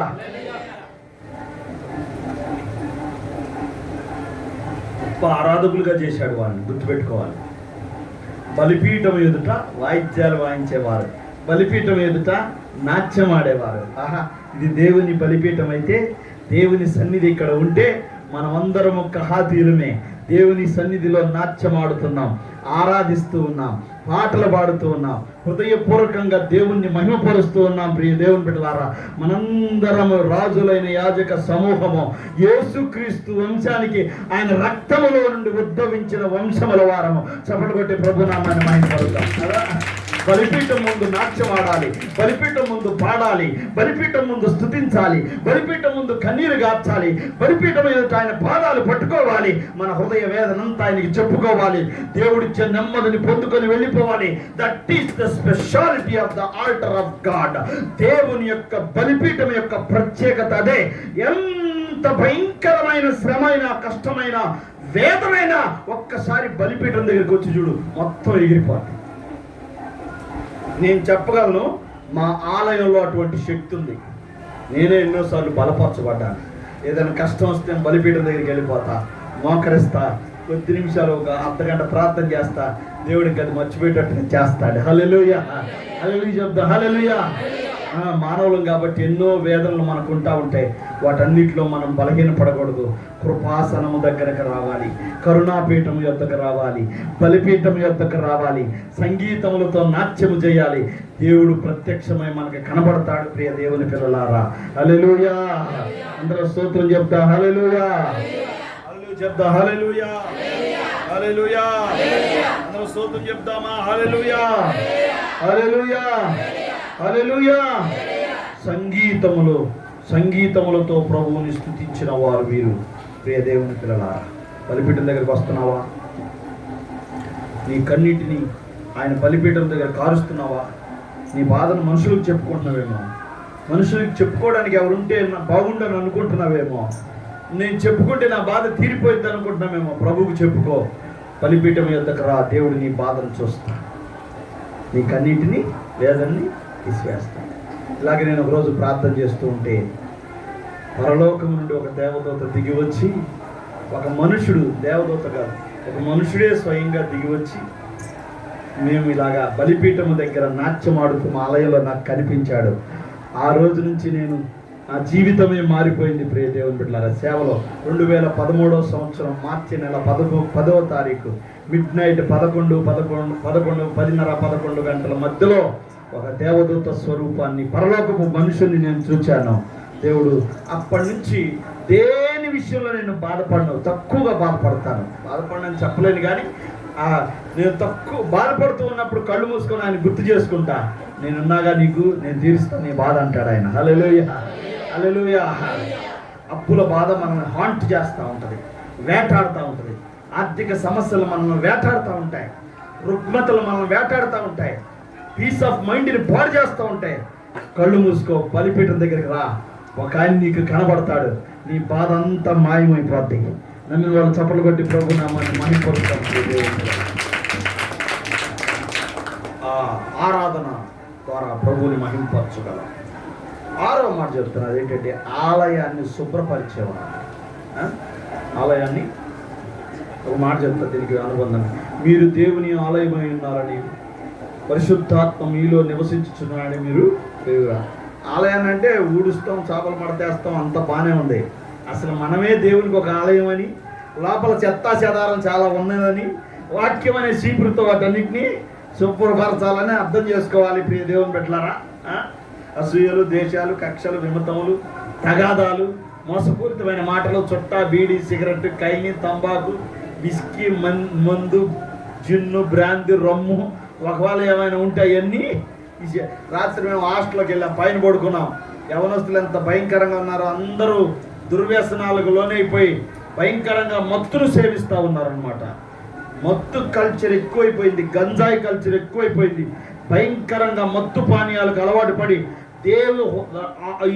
దేహము దేవునికి ఆలయం అన్న సంగతి మర్చిపోయి హృదయంలో అనేకమైన భయంకరమైన దుష్క్రియలు పెట్టుకొని బ్రతుకుతున్నారు. ఇంకేం శుభ్రపరచబడతారు వాక్యం లేకపోతే కదా. చుట్టా, బీడి, సిగరెట్టు నరకములోనికి నిన్ను నెట్టు. ప్రభు చెబుతున్నాడు, తాగి వస్తున్నాడు మానేయి, అది నీకు శిక్ష అయితేమో గుర్తుపెట్టుకో.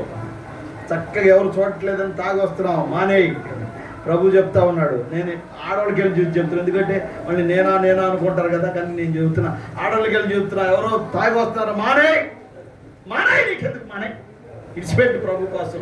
దేవుడు నీ గొప్ప దీవెన దయచేస్తాడా. చుట్టా బీడి సిగరెట్ నరకంలో నీకు నెట్టు కనిపెట్టు జీవితం అంతా చుట్టా బీడి గుప్పున పీల్చేస్తావు, గుండెకాయనే కాల్చేస్తావు, మరణం వస్తే ఏం చేస్తావు, నరకాగ్నిలో పడిపోతావు, చుట్టా బీడి. మీటింగ్కి వెళ్ళా, వెదులుపల్లి మీటింగు, ఖరీదైన క్రైస్తవుడు కనపడ్డాడు నాకు. వాక్యం చెబుతున్నా, దేవుడు తెలియపరుస్తున్నాడు. ఒకడు చక్కగా సాటుకు పోయి మందు దాగి వచ్చి బల్లారాధనలో పాల్గొంటున్నాడు అనగానే ఆయన ఇంతలా ఉన్నాడు. ఆయన వచ్చాడు, అయ్యగారు నేనేనయ్యా అని ఒప్పుకున్నాడు. పాపం బల్లారాధనను కూడా తిట్టానయ్యా నేనే ఆ మనిషి నేను ఒప్పుకున్నాడు.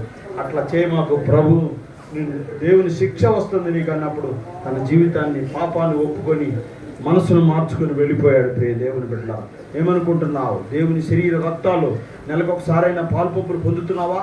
అది ఊరకట్ట ఏదో సప్రసాదం కాదు, ఊరక ఇచ్చే రొట్టె ముక్క కాదు, మన కోసం విరవబడిన దేవుని శరీరము. ప్రియ దేవుని బిడ్డలారా, హృదయాన్ని, అంతరంగాన్ని, తలంపులను, ఆలోచనలను, జీవితంలో దేవునికి వ్యతిరేకమైన బూజును, కుళ్ళును, కంపును, వాసనను శుభ్రం చేసే యేసయ్య శరీర రక్తాలు మన కోసం చిందించబడిన యేసయ్య రక్తం, యేసు రక్తము ప్రతి పాపము నుండి కడిగి మనల్ని శుద్ధులుగా చేస్తుంది. యేసయ్య శరీరమే జీవాహారం. దేవుని వాక్యాన్ని సాదృశ్యంగా మనకు శుభ్రం చేసుకోవాలి. ఎందుకు ఈ ప్రార్థనలు, ఎందుకు ఈ ఉపవాసాలు, ఎందుకు ఈ మీటింగ్స్? మన హృదయాలను మనం శుభ్రపరచుకోవాలి. ముందుగా నువ్వు శుభ్రం చేసుకో, తర్వాత ఇతరులను శుభ్రం చేస్తావు. నీలోనే శుభ్రం లేకుండా ఇతరులను శుభ్రం చేస్తాం మనం. ముందు నువ్వు ప్రార్థన చేయి, తనకి ఇతరులకు తర్వాత ప్రార్థన చేయమని చెప్పు. ముందు నువ్వు ఉపవాసం ఉండు, తనకి ఇతరులకు ఉపవాసం ఉండమని చెప్పు. ముందు నువ్వు చక్కగా దేవుని ఆలయానికి రా, క్రమంగా బాధ్యతలను నిర్వహించు. తర్వాత అనేకుల్ని వెంట నడిచి దేవుని ఆలయానికి వస్తారు. ప్రియ దేవుని బిడ్డలారా, యేసు రక్తమే చేయి, యేసు రక్తమే చేయి. హల్లెలూయా.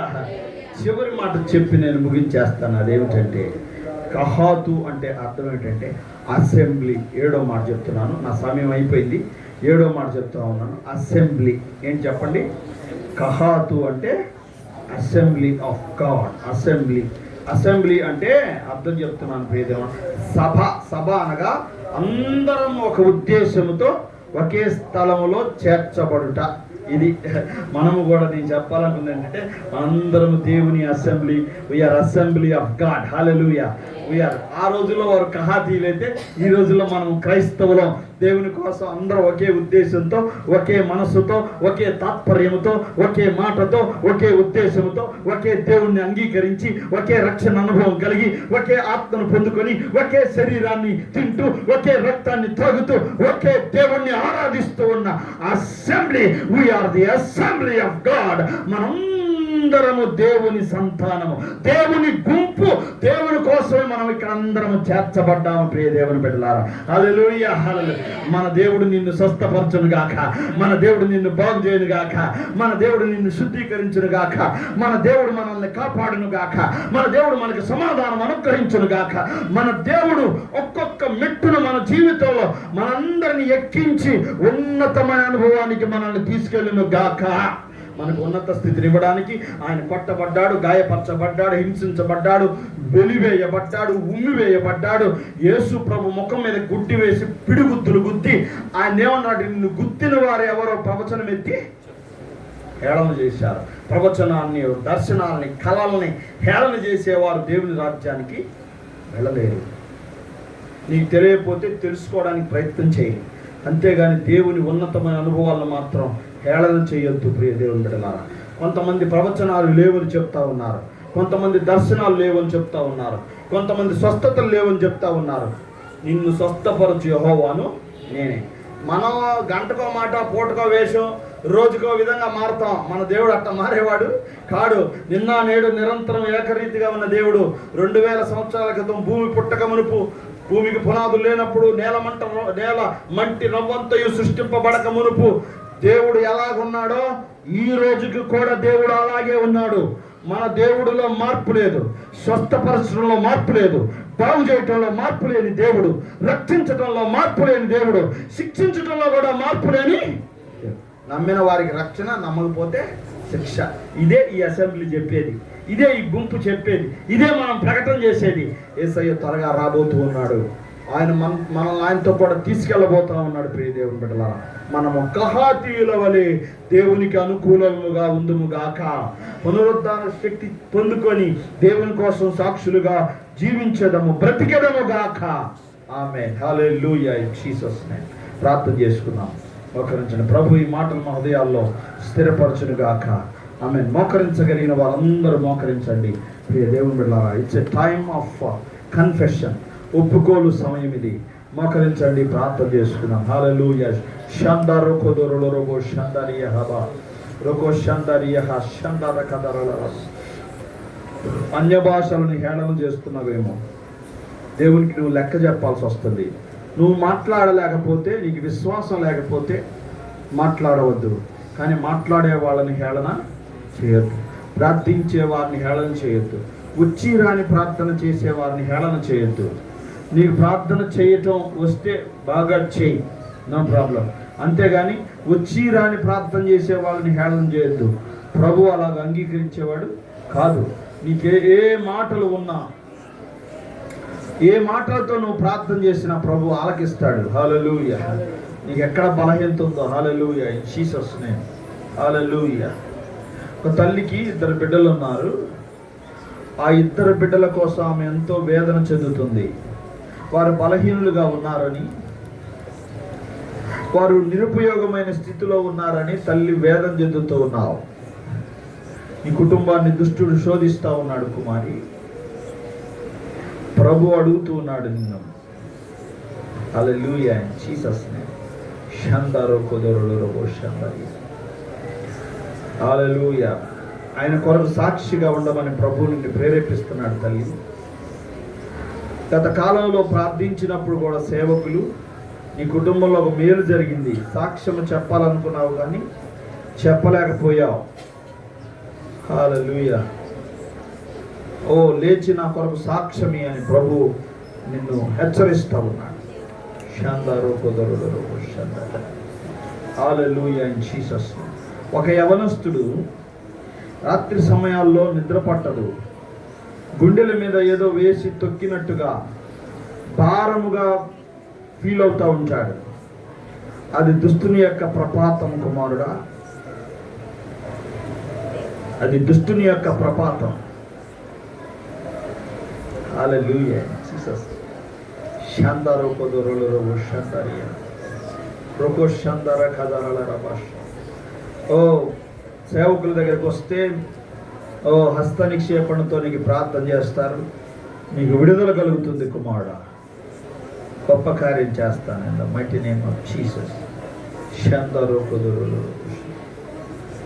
ఓ సేవకునితో మాట్లాడుతూ ఉన్న మహాదేవుడను కుమారుడు రవి, ఆ సేవకుడైన రవి కుమార్ మందిరం స్థలం విషయంలో హద్దులు తీసి నూతనముగా వ్యాపింప చేయబోతూ ఉన్న పరిశుద్ధాత్మ దేవుడు అనుకున్నాడు. కొన్ని సమస్యలు ఉన్నాయని వేదన చెందుతూ ఉన్నావు. ధనము లేదని గత రాత్రి కూడా ఎంతో వేదన చెందావు. ఆలయమును కట్టగలనా, ఈ కార్యములను అంతటి నేను చేయగలనా, ప్రభువా ఎవరిని రప్పిస్తారు, ఏ విధముగా జరిగిస్తావు అనే ఒక వేదనకరమైన స్థితిని తలంపు కలిగి ఉన్నావు. కుమారుడా, నీకు అనేక మంది సహాయకులను లేవనెత్తుతూ ఉన్న పరిశుద్ధాత్మ దేవుడను. ప్రియ సంఘమా, మీ ప్రార్థనని నేను వృధాపరచు దేవుడను కాను, మీ కన్నీరు నా సన్నిధిలోనికి చేరి ఉన్నదని తెలియపరుస్తూ ఉన్న పరిశుద్ధాత్మ దేవుడను. హల్లెలూయా. జీసస్. రాణి అనే సహోదరి 2 విధాలైన చిక్కుముడులు కలిగిన సమస్యలు తనను వెంటాడుతూ దుష్టునిచే బలహీనపరచబడుతూ ఉంది. కుమారి, ప్రార్థించు, నేను నీకు విడుదలిస్తూ మహాదేవుడా. హల్లెలూయా. ఎవరు నా వారు, నాకు సహాయకులు ఎవరు అని బాధ చెందుతూ ఉన్నావు. ఓ నేను ఒంటరి దాన్ని, విడిచిపెట్టబడిన దాన్ని అని మనసులో భావన కలిగి ఉన్నావు కుమారి. ఆందోళన పడవద్దు, నేను నీకు తోడై ఉన్న మహాదేవుడు అని అద్భుతం చేస్తాను. ఎస్తేర్ ఎస్తేర్ ఎస్తేర్ హల్లెలూయా. కుమారి, ఒక భయము నిన్ను వెంటాడుతూ ఉన్నది,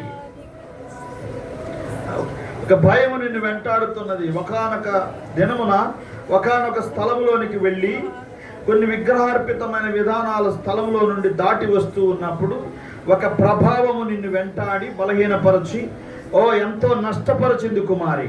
ప్రార్థించినప్పుడు నీకు విడుదలను గ్రహించిన దేవుడను కుమారి, నిన్ను నూతన పరిచి నిన్ను బలపరచబోతూ ఉన్న మహాదేవుడు అని మైటి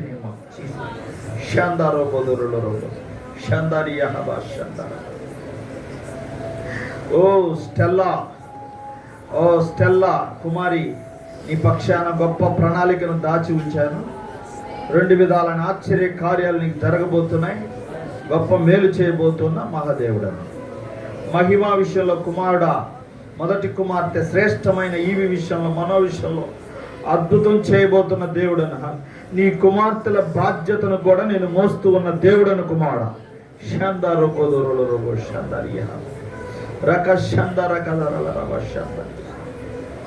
ఓ జాషువా, ప్రార్థించు కుమారుడా. 2 విధాలైన తలంపులు కలిగి ఉన్నావు. ఏ మార్గములో వెళ్ళాలో ఆలోచన చేస్తూ ఉన్నావు. 2 మార్గాలను నేను సఫలము చేయబోతున్న దేవుడను.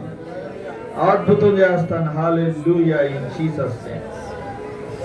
బిడ్డలారా, ఎవరైతే సహకరించారో, ఎవరైతే నా సేవకుని పక్షాన్ని నిలబడి ఉన్నారో వారందరికీ అధిక దీవెన దయచేయబోతూ ఉన్న మహాదేవుడను, కృప చూపించబోతూ ఉన్న మహాదేవుడు. కొన్ని దుష్ట ప్రభావాలు కొన్ని కుటుంబాలను వెంటాడి బలహీనపరుస్తున్నాయి. ఒక కుటుంబంలో అయితే సంతోషం లేదు, ఎప్పుడూ వాదోపవాదాలే. ఆ తల్లి ఎంతో వేదన చెందుతూ ఉంటుంది, ఎప్పుడూ దుఃఖమే, ఎప్పుడూ ఆవేదనే, ఎప్పుడు నష్టకరమైన విధానాలే జరుగుతూ ఉన్నాయని బాధపడుతూ ఉన్నావు కుమారి. మీ చుట్టూ దుష్టుని యొక్క ప్రభావాలు అల్లబడి ఉన్నాయి. నా నామం పేరట కంచెను తెంచివేస్తూ ఉన్న మహాదేవుడు. ముందుకి సేవకులు నీ కొరకు ప్రార్థన చేస్తారు, నీకు విడుదల కలుగుతుంది కుమారి.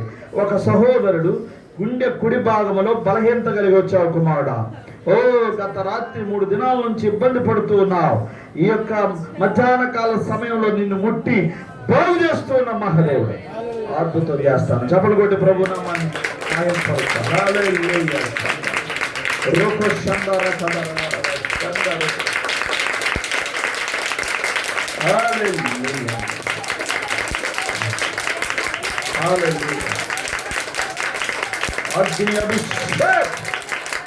ప్రతి ఒక్కరి మీద